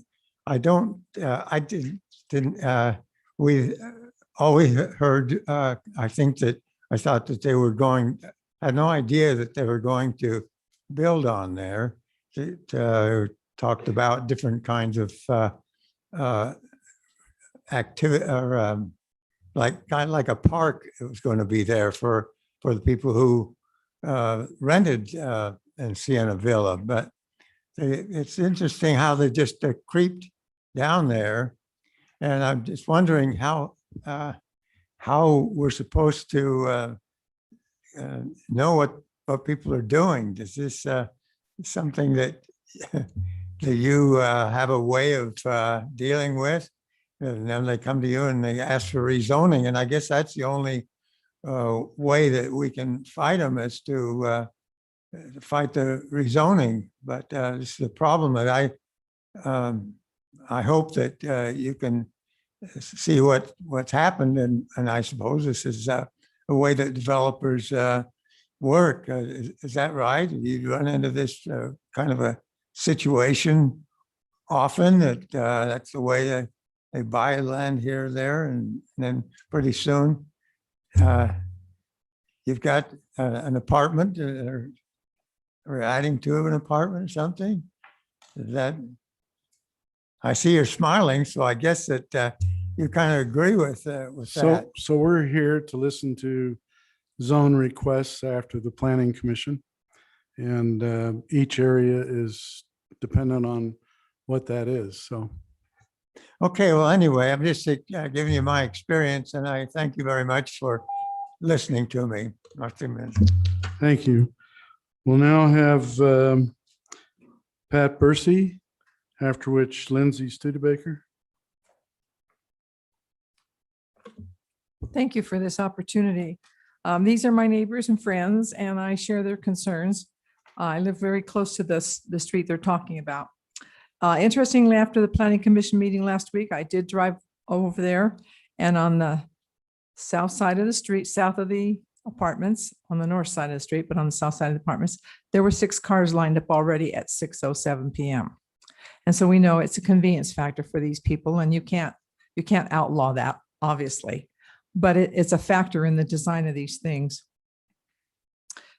I feel like if there were any changes to the zoning ordinance as far as the parking spaces per unit, and that's only half the problem as far as parking, I recognize that you would set a precedent that you really don't want. I heard tonight someone speak about the problems with the foundations and whatnot. Why did that happen? I have that same question. Sometimes decisions are made now that those who follow you are going to have to deal with later. And so I think it always takes a lot of work and fortitude to be able to make decisions that will protect the citizens of this community and that won't result in things later. I can't help but believe that Vineyard someday, a lot of those apartment buildings and that, because they are in a high liquefaction area, they're going to have similar problems. If I understand and I could be wrong on this, but if the conditional use permit is part of this whole process for this particular project we're looking at right now, then I come to 2 factors that are to be considered. One's the economic impact on the neighborhood. And there's no doubt that creating more problem for this street could affect the value of those residential owners. The other thing, the other factor, which I think is one of the most important, and it can be vague, but I think we all understand what it means. The impact of the proposed use on the health, safety, and welfare of, and skipping ahead, the persons owning the property. I think that's a real concern. And I think I just could wrap up my comments supporting what they have said already. All of you know what a stitch in time means. Are there any of you on the council who don't know what that is? An ounce of prevention is worth a pound of cure. Now's the time to deal with that. So later on, there aren't more problems that you have to solve. Thank you for your time. Thank you. We'll now hear from Rick West, after which Jack Bingham will speak. I'm sorry, Lindsay, I didn't mean to forget you. Come on up. Sorry, we have lots of kids, so I really want to. No, we don't want to forget you. I'm Lindsay Studebaker here with my husband, Matt Studebaker. We are coming to you with a concern for our community and our children due to a business operating out of our neighborhood. 3 houses down from us, our home in 1900 Pheasant Run is a home that houses men with mental disabilities. This home is run by a business and caregivers come in and assist the men with their care. I have lived in our neighborhood for 5 years, and I've noticed recently that police presence is increasing, and I've had to call the police on several occasions due to specifically one recent tenant that has moved in named Caden. He is not high functioning enough to be in this type of environment, and his caregivers are not able to physically restrain him when he gets out and causes havoc around our neighborhood.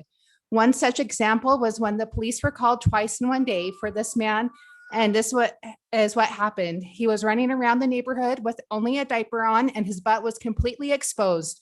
2 of my children were out when this man came out exposing himself and not dressed.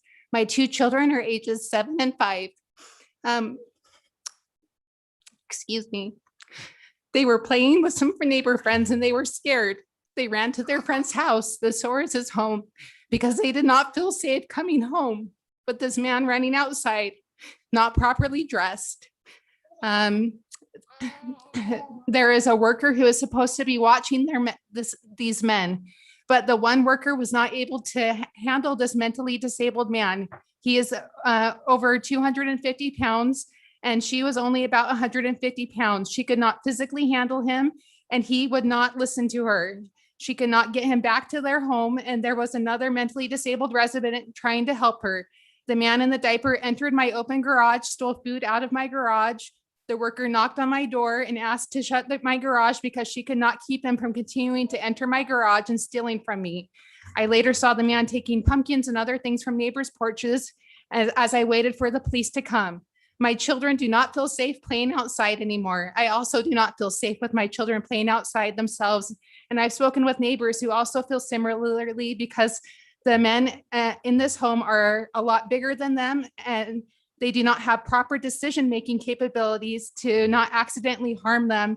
And the organization running this facility have showed that they are not capable of controlling the men that they are in charge of. I feel that there should be action taken to have this organization move from our neighborhood so that we can feel safe and know that our children are safe and that we don't have to have the police continually being called to our neighborhood.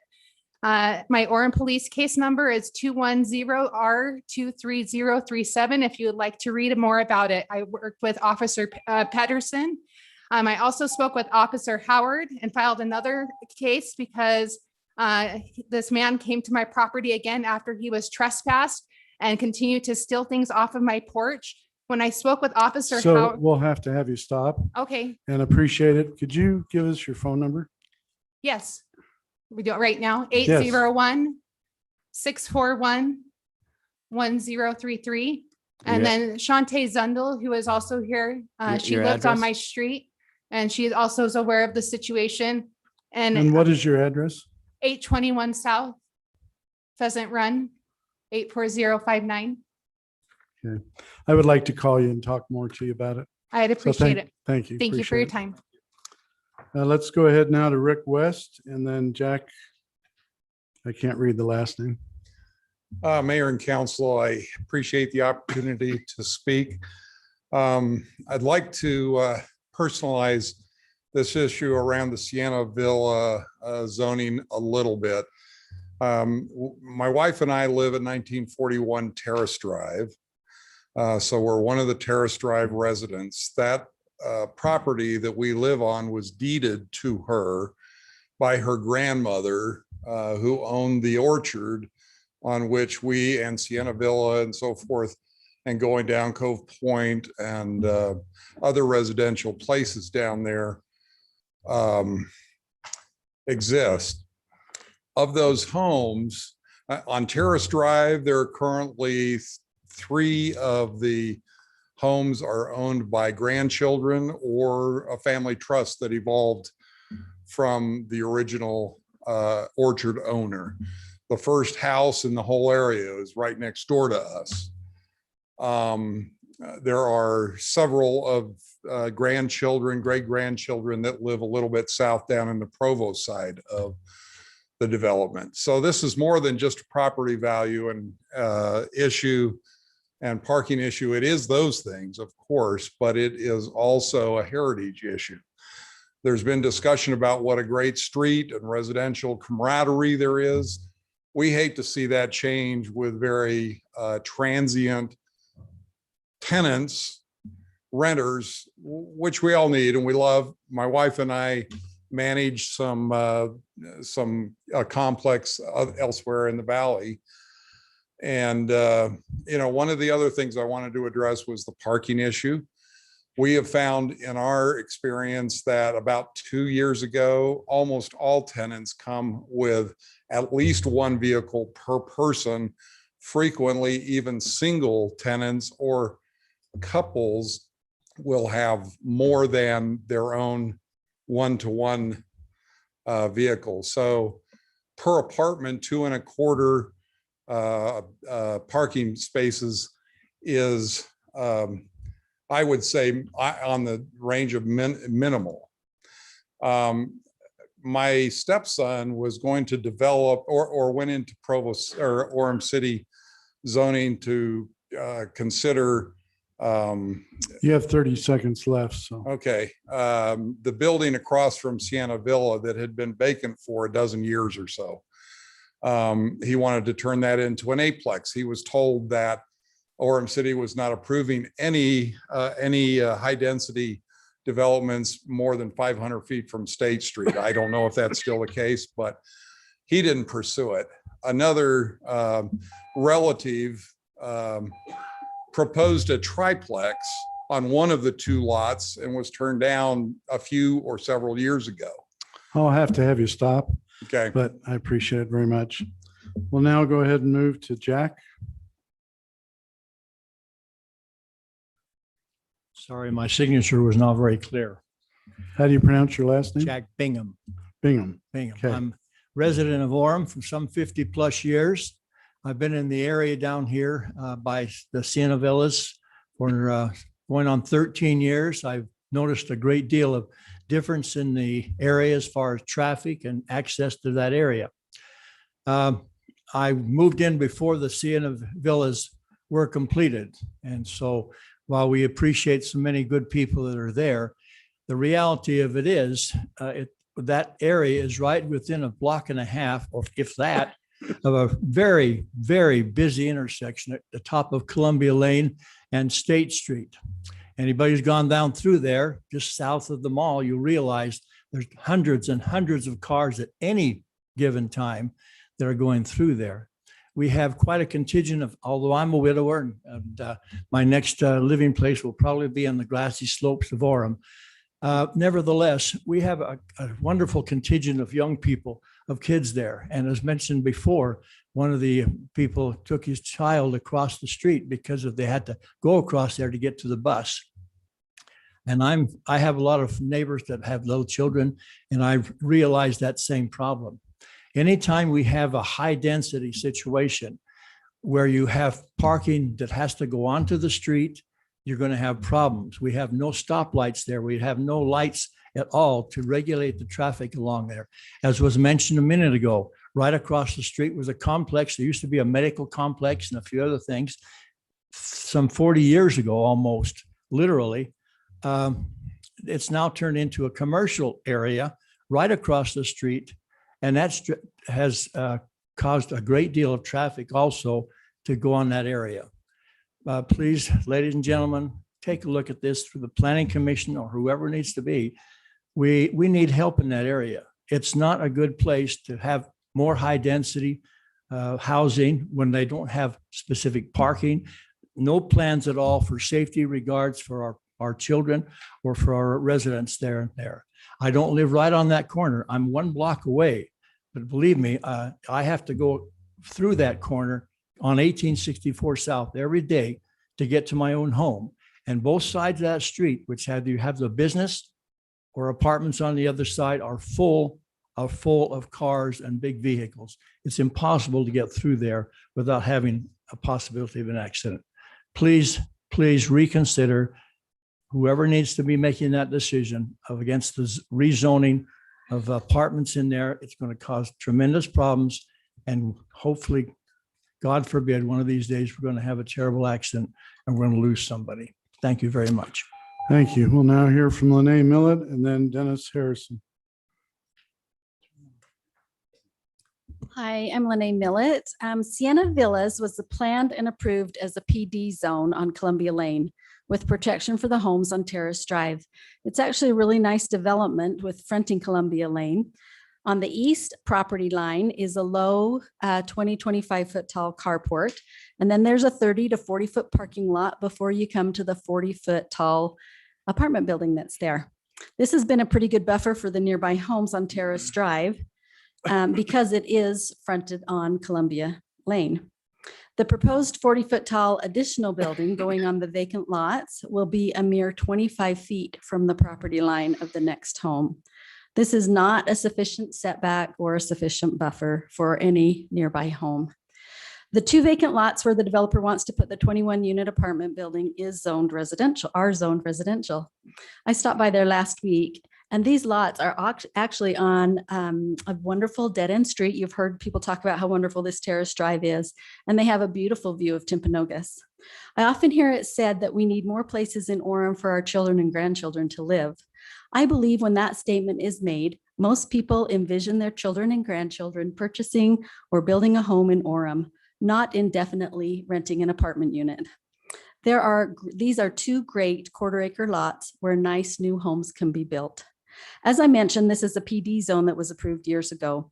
It was a good fit for that location, and the neighbors considered it, from what I can tell, to be a relatively good neighbor. However, this move to annex property into an existing PD zone should not be permitted. The apartments should not be allowed to be placed on Terrace Drive. Residents don't want the high density apartments in Orem neighborhoods. Please do not set this precedent. Please do not allow homes to be torn down and annexed into PD zones. That's not how the PD zone ordinances are intended to be used and implemented. Please protect this neighborhood. Stop the creep of the high density housing apartments into neighborhoods. Send the message, tell developers that we don't allow this in Orem, and they'll stop applying. They'll stop buying homes, they'll stop tearing them down, and they'll stop making application to have them annexed into their PD zones or to have their high density housing projects put on that land. I urge you to please allow these residents to enjoy the peace of their neighborhood. And maybe since I have a few seconds, can we have everybody who's here for Sienna Villas just stand up so they can see who's here to represent that? Okay, thank you very much. This is a great street. I urge you to drive by and take a look at it. These are great people. Thank you. Now hear from Dennis Harrison and then Ken Hone. Is Dennis here? Okay, we'll move on. How about Ken Hone?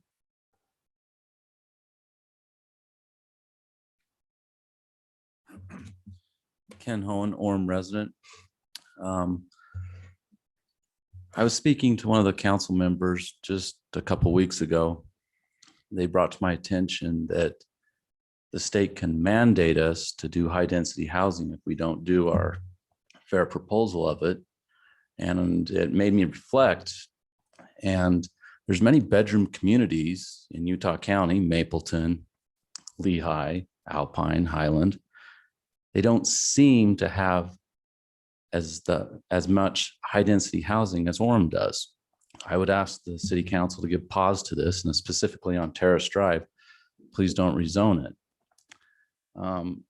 I've lived in Orem for quite a long time now, and in my opinion, we do have a lot of high density housing. It seems we're doing more than our fair share of that versus other cities adjacent to us and in Utah County. We have finite space left in Orem City. I would just ask the council to be wise and prudent. Thank you. Thank you. We'll now go ahead and close the public comment portion of our meeting and move on to our consent items. Our consent item consists of one item, approval of the meeting minutes of September 28th, 2021. Anyone who would like to move this item to a scheduled item can do so. Hearing no comment on that, we'll go ahead and take a vote. I'll make a motion that we accept the consent item agenda. Is there a second? Second. Okay, we'll go ahead and start with Brent Sumner. Aye. Aye. Aye. Aye. Aye. Aye. Okay, the consent item agenda is passed. We'll move on to our scheduled items. The first one is a public hearing / resolution. The city will receive public comment on the community development block grant projected use of funds for CARES Act CDBG-CB funding and consider approval of a substantial amendment to the 2019-2020 annual action plan. And Ken Ransom and Kenna Jo Matthews are our presenters. Thank you, Mayor and Council. Pleasure to be back before you. We have two quick recommendations for you for CDBG COVID funding. While Ken is getting that up, I want to thank the commission that I serve with for their willingness to serve and as we consider these proposals.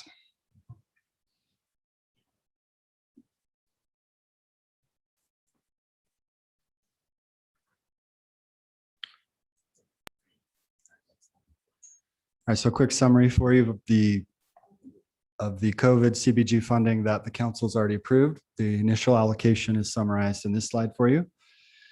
And the next slide is that second allocation that the city received for COVID CDBG funding.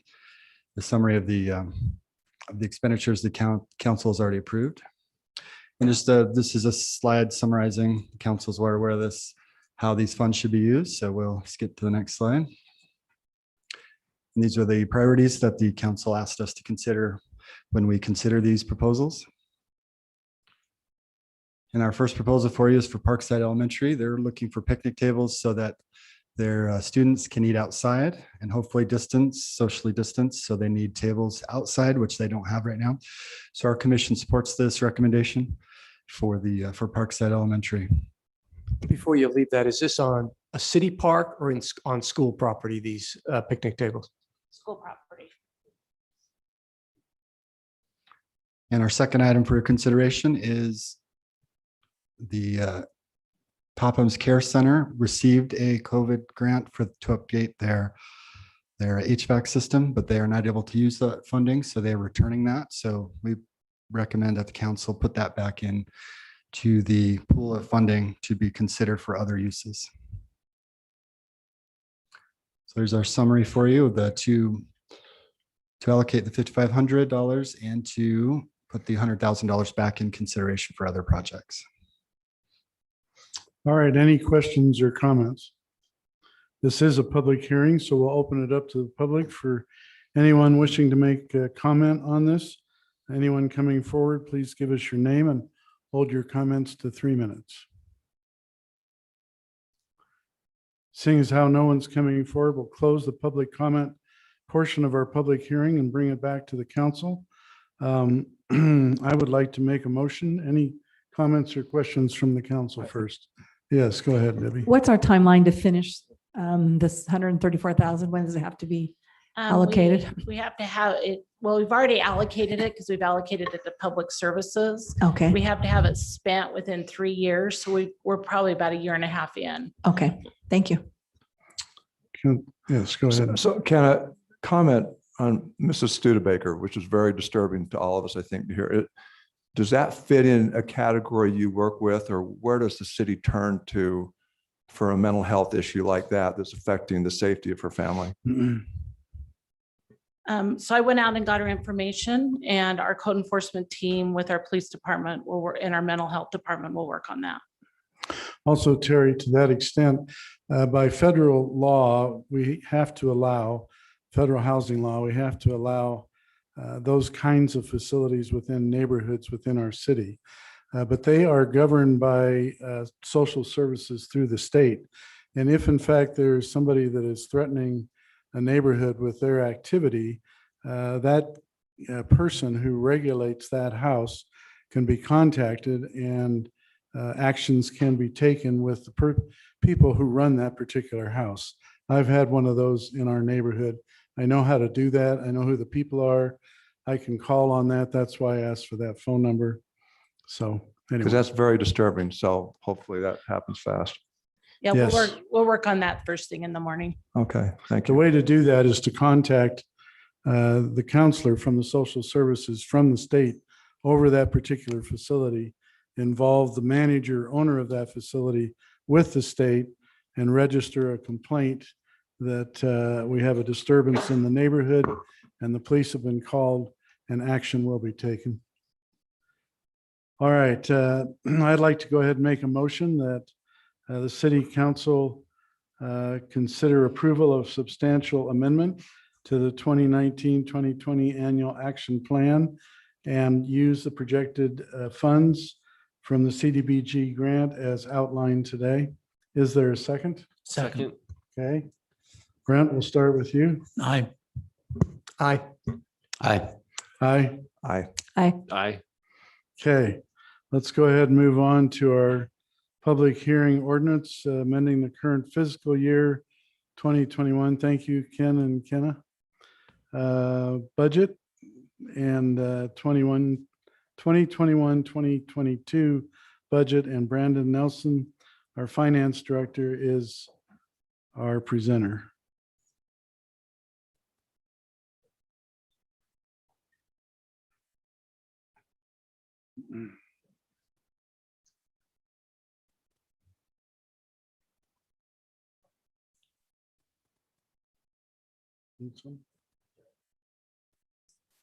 What you need?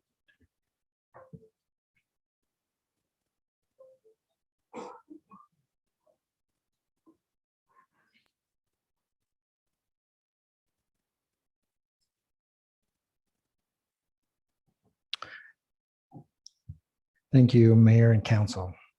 As you're well aware, periodically throughout the fiscal year, we have a need to amend our current year fiscal budget in relation to various things that occur during the year.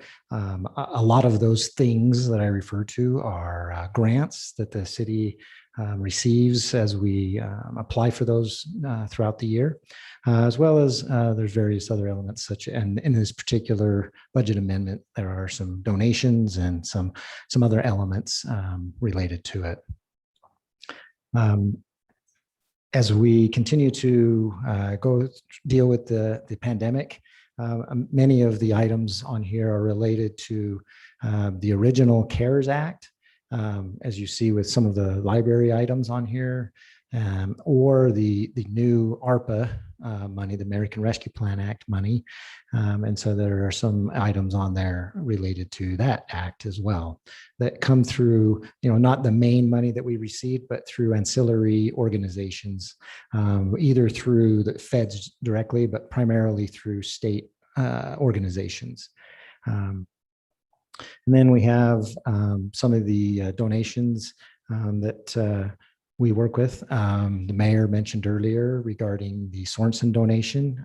You can see that item down in the Fund 45 area, the Capital Improvement Projects Fund. You see the donation down there. So that's recording and adding those dollars and making them available to spend within the budget, within that fund. Let's see. Brandon, that's W.W. Clyde. Not Oh, was that what it Sorensen. was? Sorry. Yeah. W.W. Clyde.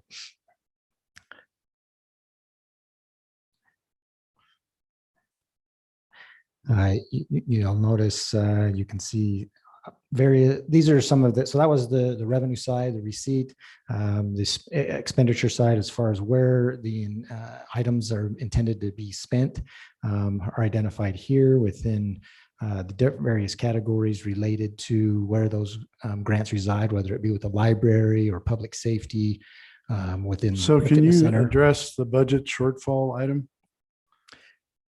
So let's see, I gotta remember where. So it's right at the Yeah, I know bottom. where it is. I'm trying to, oh, okay. So we received grant money that we can use for our victim services.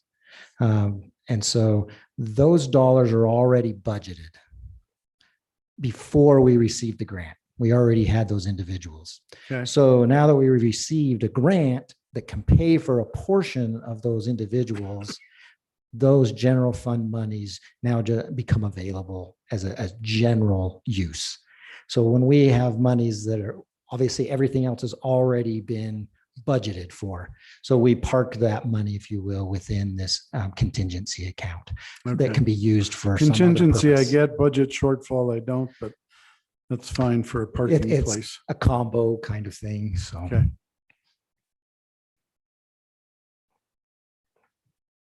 Any other questions, concerns in relation to any of these grants or donations or amendments in I general? think you've had everybody fall asleep on you. Great. No, I do have one question. You've got a fitness ahead. center. Is this the last little bit of finishing this project up, or is this something new that was unexpected? It was not necessarily expected, so it will, we talked about various things within the fitness center that we can plan for going into the future that will eventually need replacement. And I imagine that these funds will be used towards that purpose. Debbie, that's the additional $100,000 from Clyde. So it Okay, that's what actually that is is. increasing the contingency. Okay, from I just wanted to know. 5 to 600,000. Okay, thank you. All right, this is a public hearing, so we'll go ahead and open this up for public comment. Anybody wishing to come forward, please give us your name and hold your comments to 3 minutes. Seeing as how no one's coming forward, we'll go ahead and close the public comment portion of our public hearing and bring it back to the council. Any comments or questions on the council?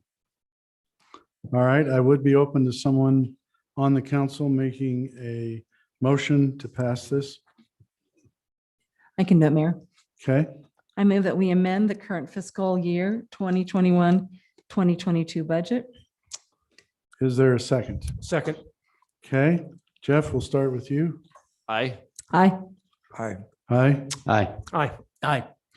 Okay, that ordinance passes. Thank you, Brandon. We appreciate it. You always do good work. So we'll now go to a public hearing ordinance amending portions of section 22-11-56, PD-43 Auburn Meadows, 2000 South Geneva Road pertaining to the approved uses in the PD-43 zone for Area B. Also amending Appendix LL of the Orem City Code with updated concept plans and elevations pertaining to Area B. Jason Bench is our presenter.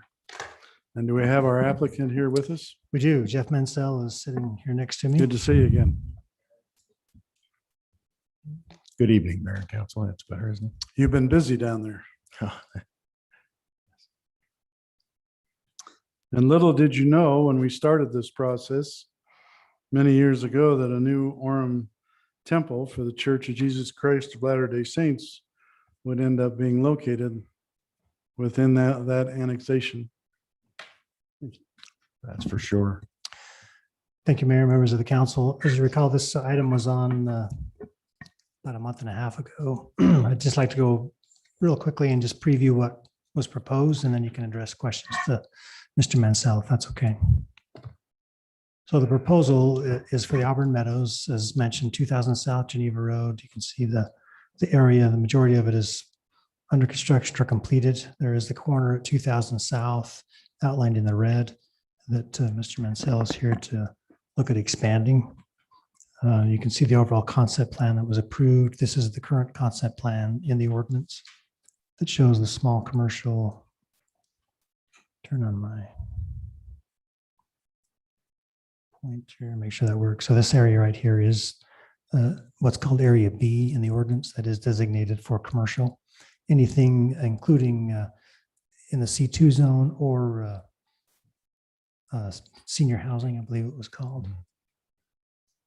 Currently, the residential units do require 2.5 parking stalls per unit. Commercial would be subject to the C2 standard, which are 4 stalls per 1,000 square feet. So this area you can see outlined in the blue, there are 19 units. Jeff is suggesting or requesting that he moves 12 of those to the west, which will be over in this area, which I'll show you a revised concept plan, eliminating the 7 units and then expanding this area to include the commercial component. So you can see the area here would be then expanded and the commercial area would be allowed to expand. And then this would be where he'd add the additional 12 units. What he's got proposed is 2 different concept plans. One is a smaller grocery store here with some retail out along Geneva Road with kind of a fast food area there.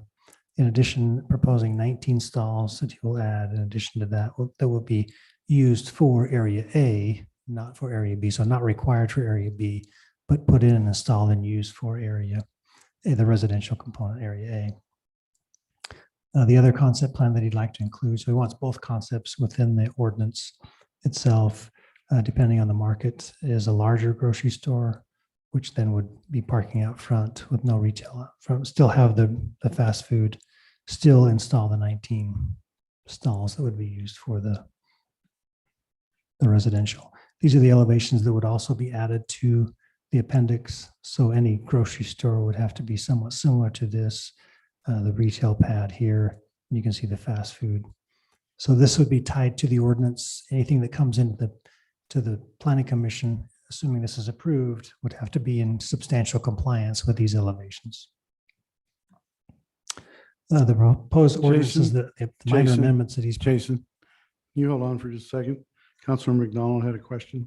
Would you go back to either of the drawings, Jason? And the gentleman with you, I missed your name. I'm sorry. sir. Jeff Mansell, the Jeff, owner. thanks, Jeff. One of the benefits of having a grocery store here versus more housing is the demand on the grocery store is mostly through the day and into the early evening. And the demands at the housing units are in the evening when people come home for the day and work. Would residents be allowed to park here after a certain hour, after the grocery store is closed, if they're able to move out in the morning? I mean, those are my question. Would there be some shared parking opportunities here? There will be shared parking opportunities.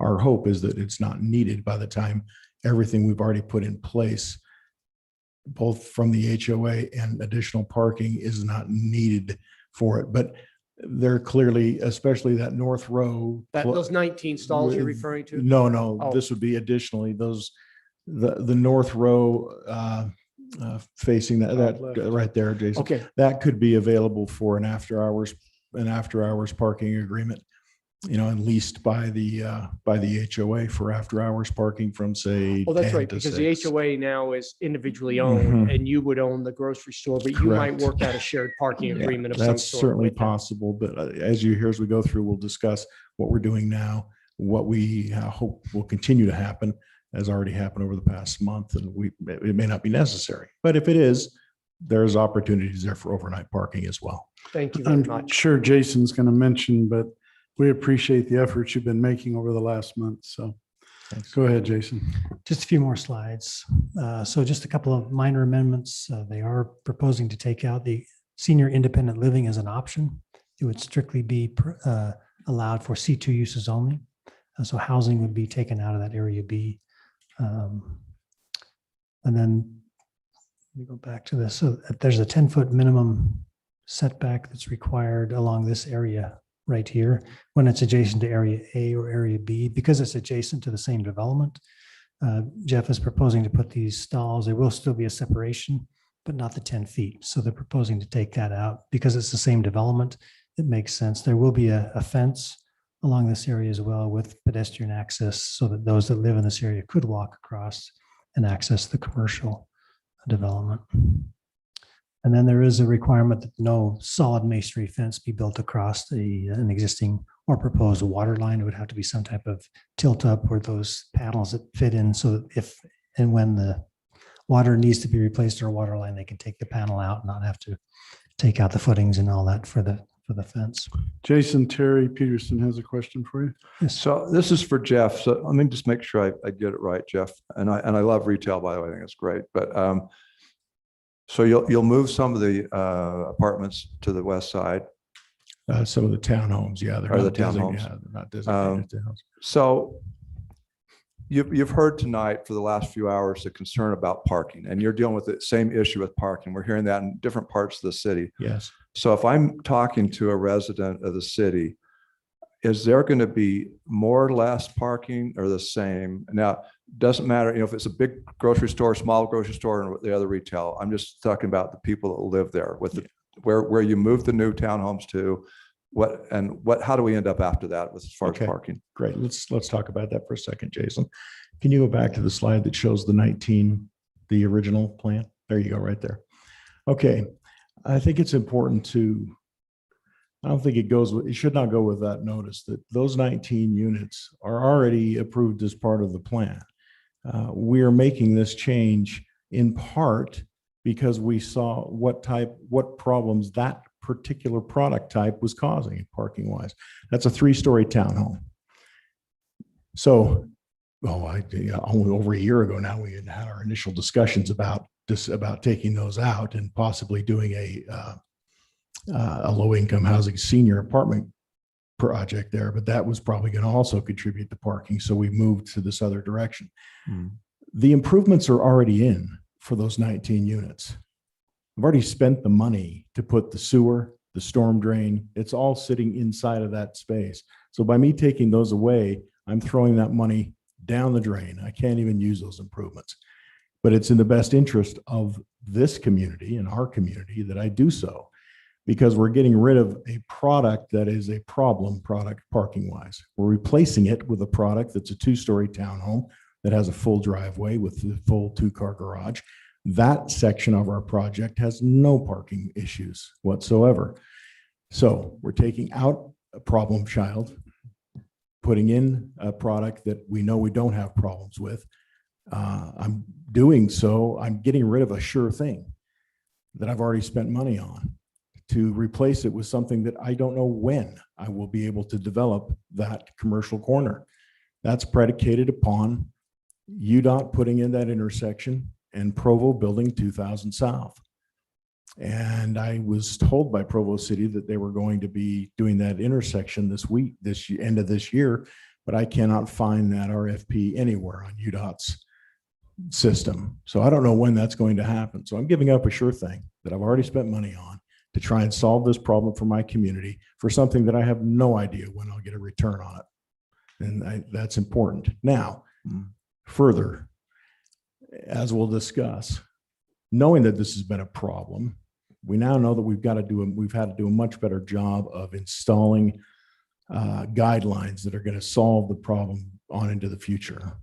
What we had was many units that were under the control of another builder that we sold units to, 42 of them, of these 3-story units, that we're just selling them to people and telling them that it would be okay to allow students to rent there. We did not know this until after they were all gone. So we've instilled some strict guidelines to make better landlords and better tenants, following the city guidelines as to what is allowed for occupancy within a non-resident unit. So if you're a landlord, the first thing you have to do now is, of course, comply with city ordinances by getting your landlord license and registering your domicile. You then have to abide by those, and you have to sign an agreement with us. The HOA then, us, receives a copy of the lease, and we have to, along with a copy of that lease, there is a document you'll see here that the tenants have to acknowledge that they've reviewed and received the rules and regulations. And that is the biggest one that affects a tenant, is that you have to prove that you have parking within our project in order to be able to be on the lease.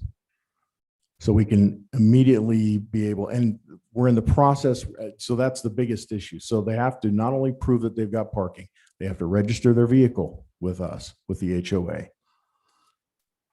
And we're hoping that between those two things, primarily, we will be able to then manage any violators of more units, more tenants within the unit than there should be, based on cars and registrations and proof of your parking stalls within our project, not on the outside. Now, that was all put in right about the same time as the last meeting. We are giving the owners through right after Thanksgiving, the end of November, to get everything in order and everything turned in so that we can finish our audit, and then we will start finding the owners and the tenants that are not in compliance. We've seen great progress so far. In addition to that, between now and the time we develop that out, we've installed, to even more expense, a temporary parking lot in the same area of Area B, and built that in a matter of 2.5 weeks, and have been able to get a great majority, probably 80+% of the cars that were along Geneva off of Geneva now. That will also give us the time that we need to go through and audit all of these landlords and make sure that they're in compliance with city ordinances and with our internal guidelines to get down to 3 people, no more than 3 people in a unit. Once we do that, I don't see a need for any more additional parking within our project, but there will be some available within that commercial project if need be, well into the future when it's built. Thank you, Jeff, for being a responsible developer and taking hold of the problem on your own and at your own expense. And it's not solved yet, but we'll Right. get there. I mean, there's steps by steps. We'll get there. Right now, we're down to anywhere between 3 to 7 or 8 cars along Geneva parked legally now. If UDOT will take our guidance that we're working with the city and not allow parking on Geneva, we'll have this problem solved immediately. so let us know if UDOT's not working with you and if we need to give them some encouragement. I went by there several weeks ago and there were 50 cars out on Geneva Road, and there were 27 open parking spaces within the complex.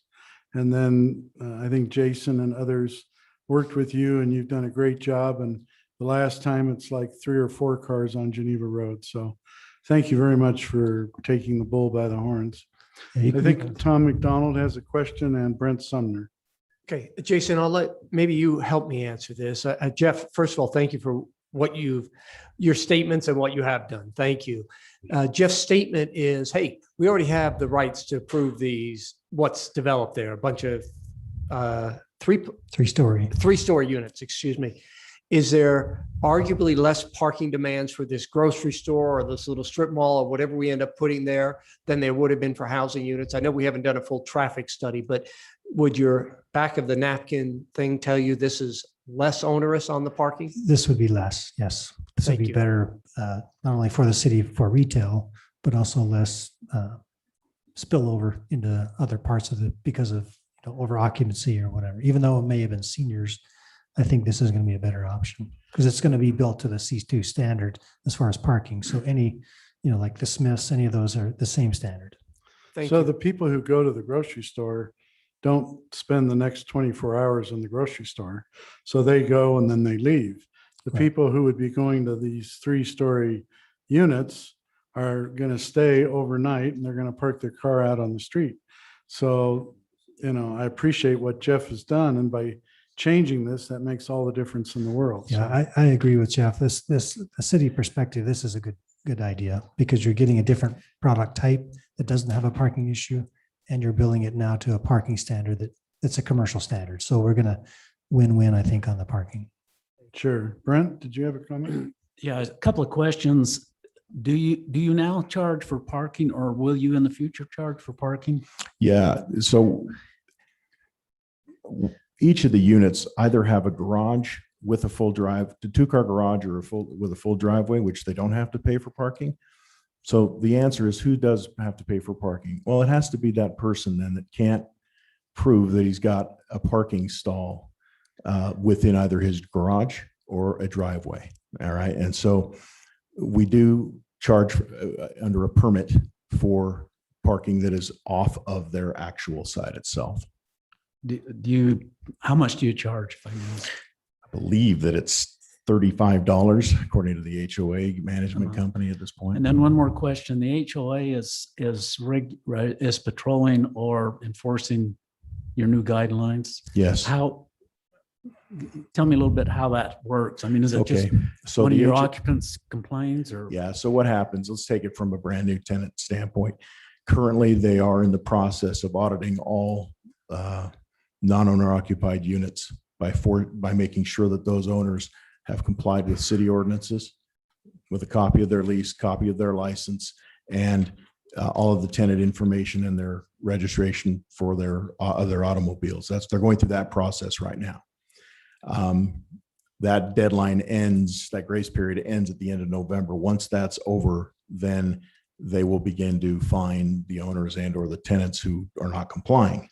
Now, let's take it that step further. So you're a landlord, you have a new lease, and the first thing you need to do then is submit your lease to the HOA with your tenant information, which includes their parking registration, acknowledgement that they've received the rules concerning of the community, and with all their contact information. That's what comes to us. So the HOA takes that information, they then log that, they know exactly who is staying in that residential unit, which cars are associated with that residential unit, and they make an inspection of the garage to see if it's clean and clear, and the driveway, so that they know that they can then audit and make sure that those parking stalls for those 3 people maximum are in place. And at that point, and so this is the form that they have to submit with their lease, the landlords do. So I think once all that information is gathered, then they'll just continue to currently, on the inside of our project, enforce the parking regulations for visitor parking, permit parking stalls. So Jeff, one thing I'd like to maybe add to that might help Brent is that your units have, as you say, a garage or a driveway to park, but also after you go through X amount of units, you have X amount of parking spaces, 4 or 5 or 6 for guest parking, and that's placed right at various aspects throughout the complex. So everybody has a parking space, and for any guests that come in, there are guest spots to park. Yeah, Councilman Sumner, I think the real problem that we've seen is literally that sub-tenant, that subleasing that's going on within the unit from either the tenants themselves or the landlord themselves, where they're leasing out individual bedrooms, or their tenants themselves are having their friends all come and stay with them, and they're making a few $100s a month, right? That's the kind of thing that has to be put to a stop. And that's the thing we're really trying to do. By doing so, we're eliminating those 5 cars per unit, getting it back down to the 3 that it should be, no more than that type of a thing. So that's really where the lion's share of those excessive vehicles were coming from, were those violators. Would you mind coming to my neighborhood and enforcing that? Well, the nice thing is we have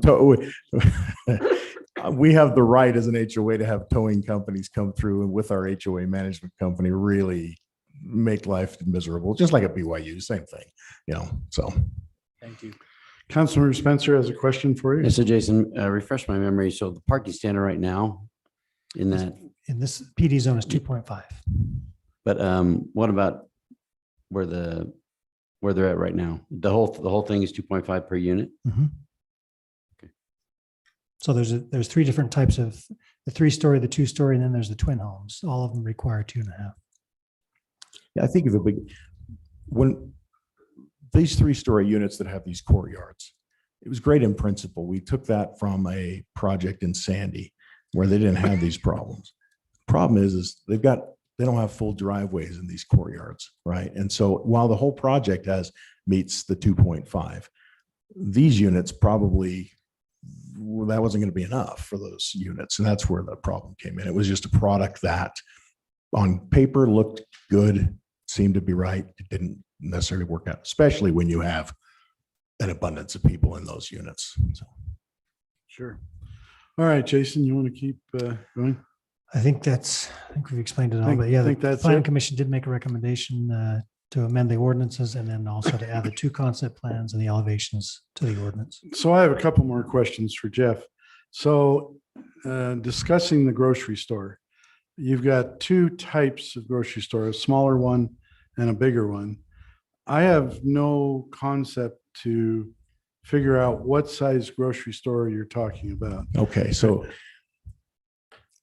the first concept has a smaller format, around 15 to 16,000 square feet. The best example of that, if you've been to it, is the New Day Grocery up on Freedom Boulevard in Sure. Provo. All right, Didn't know so that, and I know that one. That's the size for that building Okay. right there. Okay. And then what about the bigger one? The bigger one is still smaller than your normal grocery store by quite a bit. It's still considered a small format grocery store, but it's the new size grocery store that most companies are going to. It's also, and this came from Associated Foods in my meetings with them. They want a 35,000 foot store to discourage additional competition in the area, which they say would do this. Now, I think that the best, okay, so the Sprouts store is probably your best example of a Sure 28 to 33,000 Trader square. Joe's. Trader Joe's is in that 15,000 foot range. Okay. So that's Sprouts is in the Sprouts is 30,000. in that 30. So that's the type of size you're looking at. Yeah. So, I mean, I think it's evident to you and us and everybody else that that area is in great need of a grocery store. We have 8 grocery stores in the city of Orem. Most other cities have 1 or 2. And all 8 of our grocery stores are doing very well. So, you know, you would be filling a huge need right there, putting in a grocery store, and I think it would be immediately accepted. How that would play out for stopping a grocery store on 8th North and Geneva Road, I don't know. No, it probably won't. I think the market segment, according to everybody I talked to, is really between Center Street and Center Street. Yeah, it Pro can bono. support, it can support it. But there's going to be over 30,000 residents in that area soon enough. There's already over 20,000. Right. So I'm just saying that this is something that, in my opinion, is really needed and something that will be accepted readily and quickly. And I feel like that you'll do very well with it. Hopefully to make up for the lost sewer connections. Well, it'll keep me in that project forevermore if we're Yes. able to get it done, which is good So, for everybody, which I'm is good for hoping that everybody. if we pass this, that you will move quickly on, I would hope, the bigger grocery store. I mean, that's up to you, but we have a friend behind you there that's hoping for a bigger grocery store as well. Yeah, true. She's doing like this. Anyway, any other questions or comments from the council? Can I just add one thing? Go ahead, Debbie. I live in this neighbor and just yesterday, my neighbor says to me, Debbie, you know what we need? A grocery store. I said, I know, we're working on it. I know. So the demand, I live by Sleepy Ridge Golf Course. And so if you can get a bigger one or small one, anything is better than having to go to Walmart or Winco. I mean, that's our real only choices, unless we go all the way up to Smith's. So thank you for the opportunity to get one. All right, any other comments or questions? All right, this is a public hearing, so we'll go ahead and open our public hearing open up for public comment. Anyone wishing to come forward, please give us your name and hold your comments to 3 minutes. My name is Byron Taylor. Unfortunately, I have to use up part of my time with some fact checking. I live across the street from this area. I went out on my own survey 2 mornings ago. 20 cars on Geneva Road, not 2 or 3. 29 cars in the inside parking lot. And let's just forget about that. That's all temporary. I mean, does that make us feel real good now? Yeah. But we know that's all going away. So let's forget about those numbers. We got 50 cars out on Geneva Road. You know, not long ago or a while ago, we all sat in this room while the developer told us what a wonderful thing he was bringing to our community. Fast forward to today, we find out that it had some problems.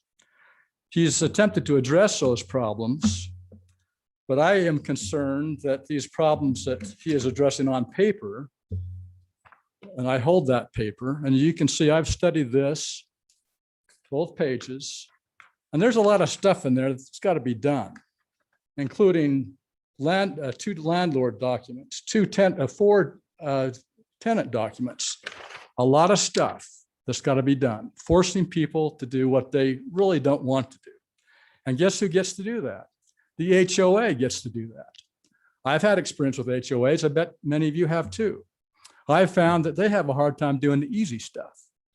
Do we really think they're going to be doing the hard stuff? And they might make a good push at first when the heat's on.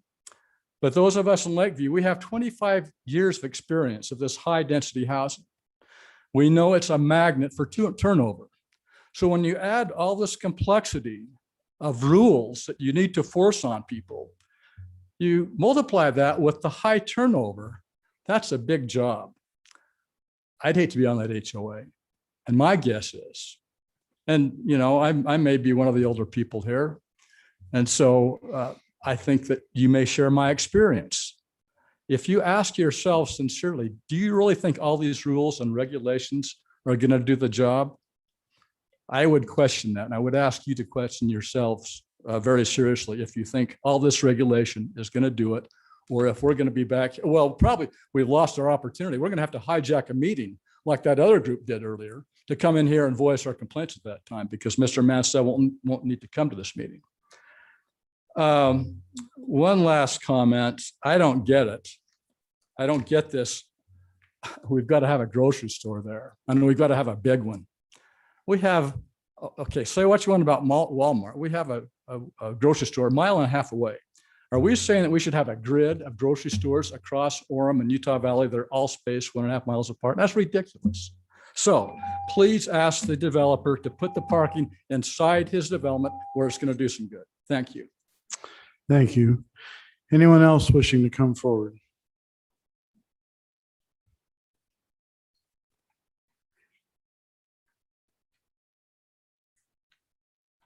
Hi, I'm Sandy Morgan. I own 2,000 that they will force me out to sell in order for this development to go through.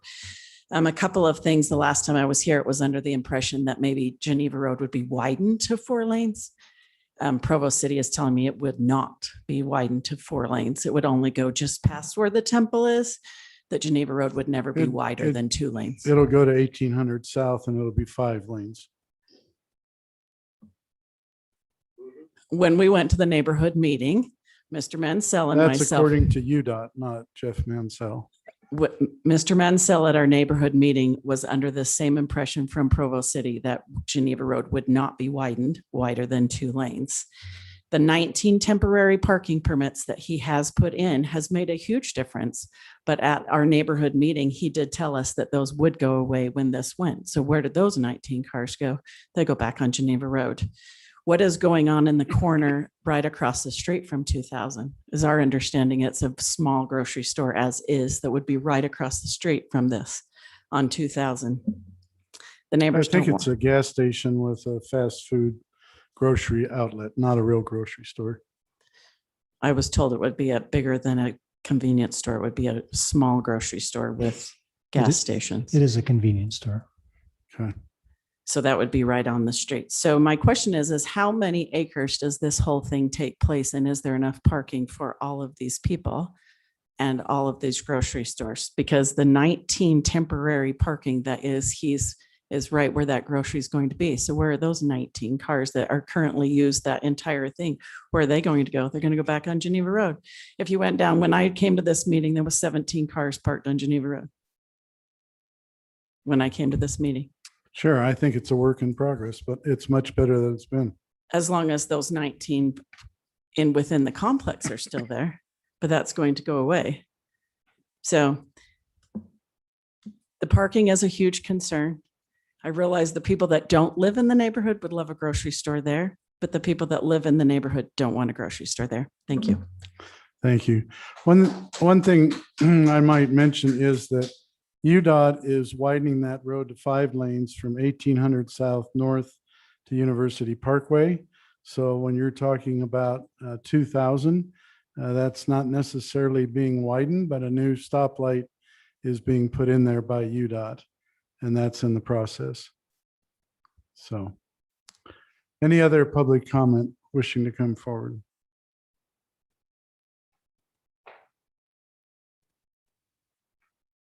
My name is Dennis Harrison. I live in 55 and older community in this community here. From my perspective, there's some things that we can change and there's some things that we can't. And the development is going forward.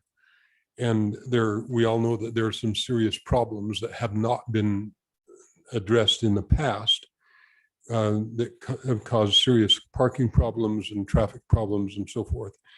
I have conflicting feelings about a grocery store. It would be nice to have one convenient there, but obviously it will bring a lot of traffic that isn't currently there down past our street. I live on 1860 South.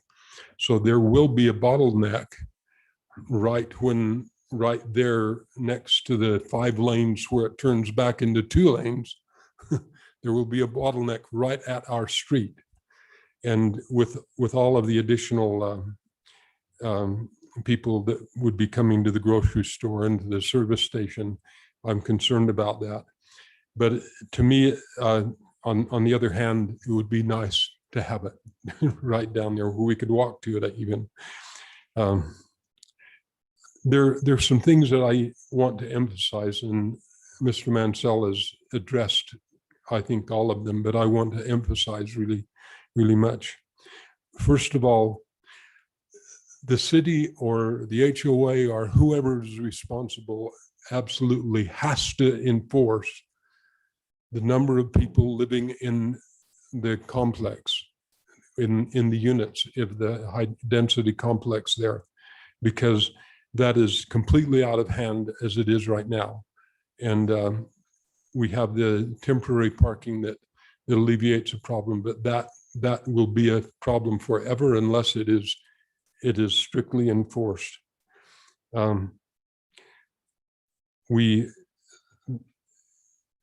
I also understand that at some point in time, all parking on Geneva Road will be prohibited. And I'm looking forward to that, because even the cars that are currently parked safely along that road obliterate the traffic, the visibility of the traffic coming on. So I do hope that you consider things and that the developer considers everything and that we put everything together so that we don't have a perpetual problem here. Okay, thank you. Anyone else wishing to come forward? All right, seeing no one else coming forward, we'll close the public comment portion of our public hearing and bring it back to the council. Councilor Larray, do you have a comment? Yeah, so these new 19 stalls that you're providing, are they temporary or are these going to be permanently part of the? Let me clarify that. So we've put in a 40 stall temporary parking lot right where right where that building is sitting right now. When this project gets developed out, there will be 19 new stalls permanent going in. When we built the 40 unit stall, we also installed permanent another 16 stalls on the inside at the same time. So really those 40 stalls will be taken up between the 16 and the 19 that we've that we will install as permanent. The 16 are already in. So we put in 56 stalls within the last month. Now we're trying to get the rest of those cars that are on Geneva that shouldn't be on Geneva off of Geneva. And we're going to ask UDOT to help us do that in addition to what we need to do on the HOA. So, Okay, so those will be permanent. Thank you. yeah, those are permanent. And by the time the 40 get taken out, the 19 permanent will be in that you see there, in addition to other stalls within inside our project, with the opportunity to have overnight parking also within the commercial piece. All right, Councilmember Spencer has a comment. So Jason, can you go back to the original plan of the 19 units or whatever it was? Oh, that one? Yeah, right there. So those are all 3-story, Jeff? Yes. Okay, so and right now so there's 19 times 2.5, right? So the question is, if you kept that concept is there anywhere you could add parking to compensate for that? Yeah, we can maneuver some of those buildings around and add more parking. We can probably add probably 15 stalls right along that street that's onto the west of them, right there. We might be able to do a few other things and bring in more parking. If we had to go, if you chose not to approve this and we stayed with what we have now, our intent would be to add more stalls so that we can probably get closer to 3.5 as many in that for those 19 units in and around those, if we have to go that route. I mean, And there are places that we can do that. Now recall, when 2000 South does go in, and it's not just for my project, that's Provo City wanting to build 2000 South whenever they want to build 2000 South. Has nothing to do with my project. When it does go in, I have to cut off 1950 South. All that asphalt we can easily use for additional parking as well. So I have a question for Mr. Taylor. So with the original plan, are you fine with that if they have additional parking? The original housing, 19 units. 50 cars we're talking about, I think they need to be inside the development. You know, we can talk about, in fact, Mr. Mansell, he used the word, he's hoping this works. And I think he chose that word very wisely. This talk is cheap. Mr. Mayor, you've closed the public comment portion of the hearing. But I can ask a citizen So a question. I believe Hold it's on. within the mayor's discretion to determine whether or not to re-engage the public. Questions should be presented to the mayor, I believe. And it's fine. Mayor, you can grant that. Just procedurally, I would prefer. Well, I think we've had the time and I think he's given you the answer. Well, I wanted to see So- if this 19 units, because that's what it's set right now, are they fine with that if they can get additional parking was my only question.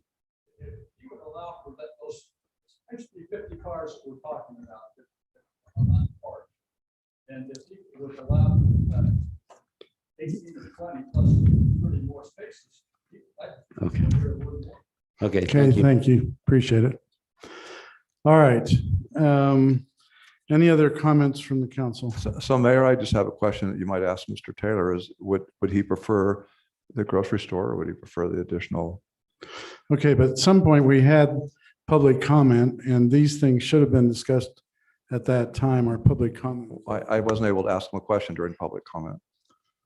All right, one question and then we need to follow the program and not start doing public comment outside of our public comment portion. So, Mr. Taylor, you have any comment on whether you want a grocery store or not? Yes or no? Okay, thank you. Go ahead and sit down. Thank you.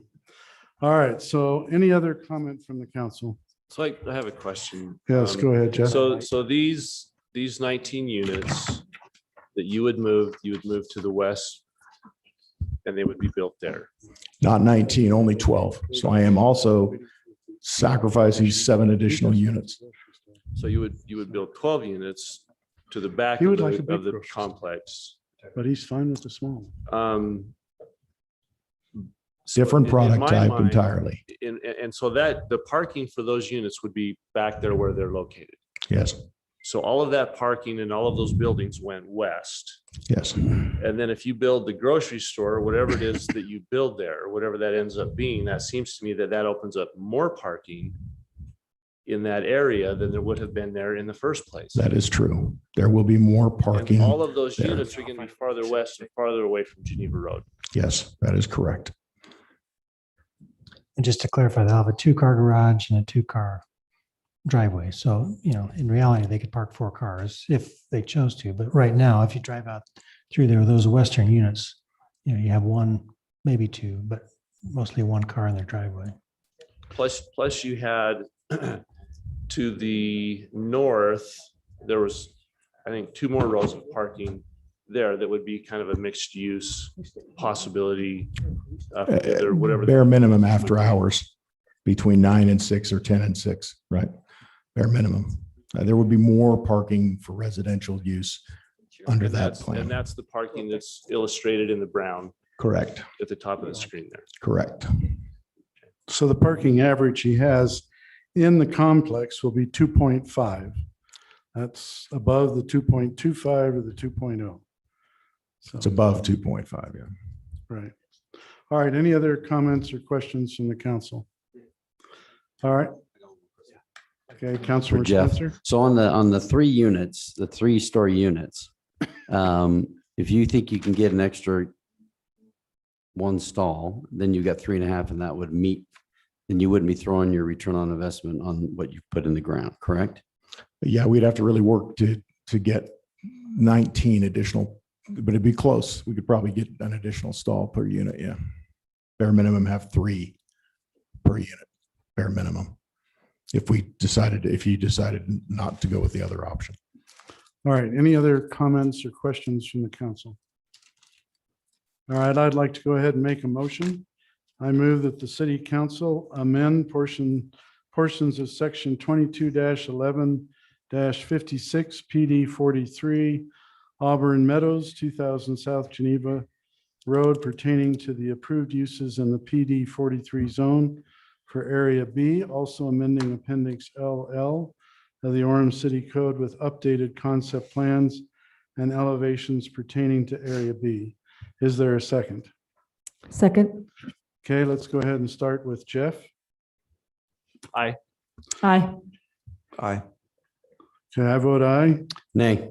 I just hope we enforce the HOA. Aye. Okay, the ordinance passes. Thank you, Jeff, for being here and appreciate your efforts, good efforts. All right, let's move on to 9.4. This is a resolution authorizing the mayor to execute a franchise agreement between the city and Rocky Mountain Power. And our presenter is Steve Earle, our deputy city attorney.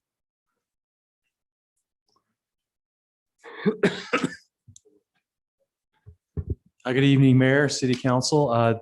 Have before you, as was just stated, resolution authorizing the mayor to approve a new franchise agreement between the city and Rocky Mountain Power. We discussed this a little bit in the pre-meeting, but basically we have an existing franchise agreement with Rocky Mountain Power that I went back and looked, was actually executed in 1969. Wow. So about 50 plus years ago.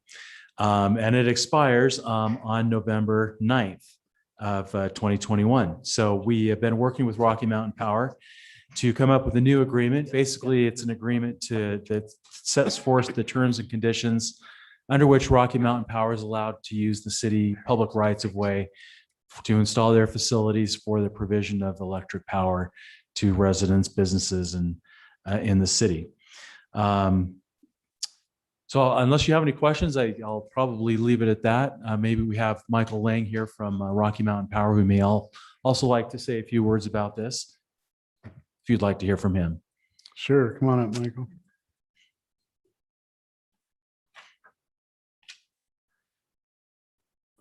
By the way, this is a resolution and not a public hearing.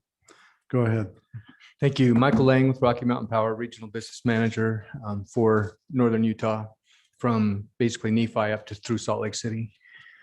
Just wanted to express my thanks to the council and to the mayor and to the staff for your support, continued support of negotiating a new franchise agreement with the city. We're very pleased and honored, humbled to be able to continue to serve the citizens in the community of Orem. We do our best to try and accommodate in every way the needs of the community, to provide contingency planning for emergency and for continued operations in a reasonable and cost-effective manner. We haven't raised or changed our rates for the last 4 years, and we don't have any proposed change to rates for the coming few years. We continue to modify our portfolio to adjust to market conditions and do so in a prudent and reasonable manner. And I apologize. Basically need to have a franchise in place for those circumstances and those situations where we're unable to obtain private easements for location of our property on either private development or property that we own. And in certain circumstances, it's necessary for the equipment or infrastructure to be placed in the public right of way. And so we work with the city staff and council and planning commission to be able to accommodate those facilities in a safe and prudent manner. And I'd be happy to answer any questions that you might have to provide clarification. But again, just want to thank you for this opportunity and express our sincere appreciation for the city of Orem and your continued support. Councilor McDonald has a question. Please. Gentlemen, thank you. How long is this one? Since the last one was only 52 years, how long? have We'd one love been another signing 50. On this year? This one is 10 years. Okay. Which is a relatively short duration. You know, the idea is, you know, we don't expect a lot's going to change in 10 years, but in case something does, we have the opportunity to review it and make modifications if need be during that time. Okay. 50 years is a long time to go without So I'm gonna, having a I don't know chance who to was change mayor it. then, but I might have known the man. So in the next 10 years, we may not need electric lines. Anyway, True. Councilmember Larray has a question. So generally we get franchise fees and you've said you've held the same. So are we going to get the same amount we've always got from this utility or is there any change? So basically, the city currently collects, I believe it's 6% of Rocky Mountain Power's gross revenues through the Utah Municipal Energy Tax Act, if I'm saying that right.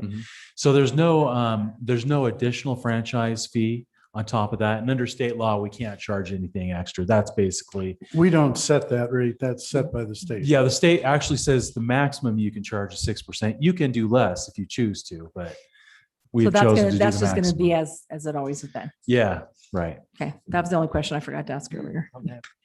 Any other questions or comments from the council? All right, this is a resolution. And so I'd like to make a motion. I don't want to make a motion. Why don't I make it since you're going to I be the would like to signer? Is that have- okay? Mr. That's what Mayor? I was going to change. Good. I'd like to have a member of the council make the motion. So go ahead. Yeah, I make a resolution that we authorize Mayor Richard R. Brunts to execute a franchise agreement between the city and Rocky Mountain Power has been explained to us. Is there a second? Second. Okay, Jeff, we'll start with you. Aye. Aye. Aye. Aye. Aye. Hi. Okay, that resolution passes. Thank you. Thank Mike, you. Appreciate it very much. Thank you, Steve. Jamie, do you have anything you wish to bring up?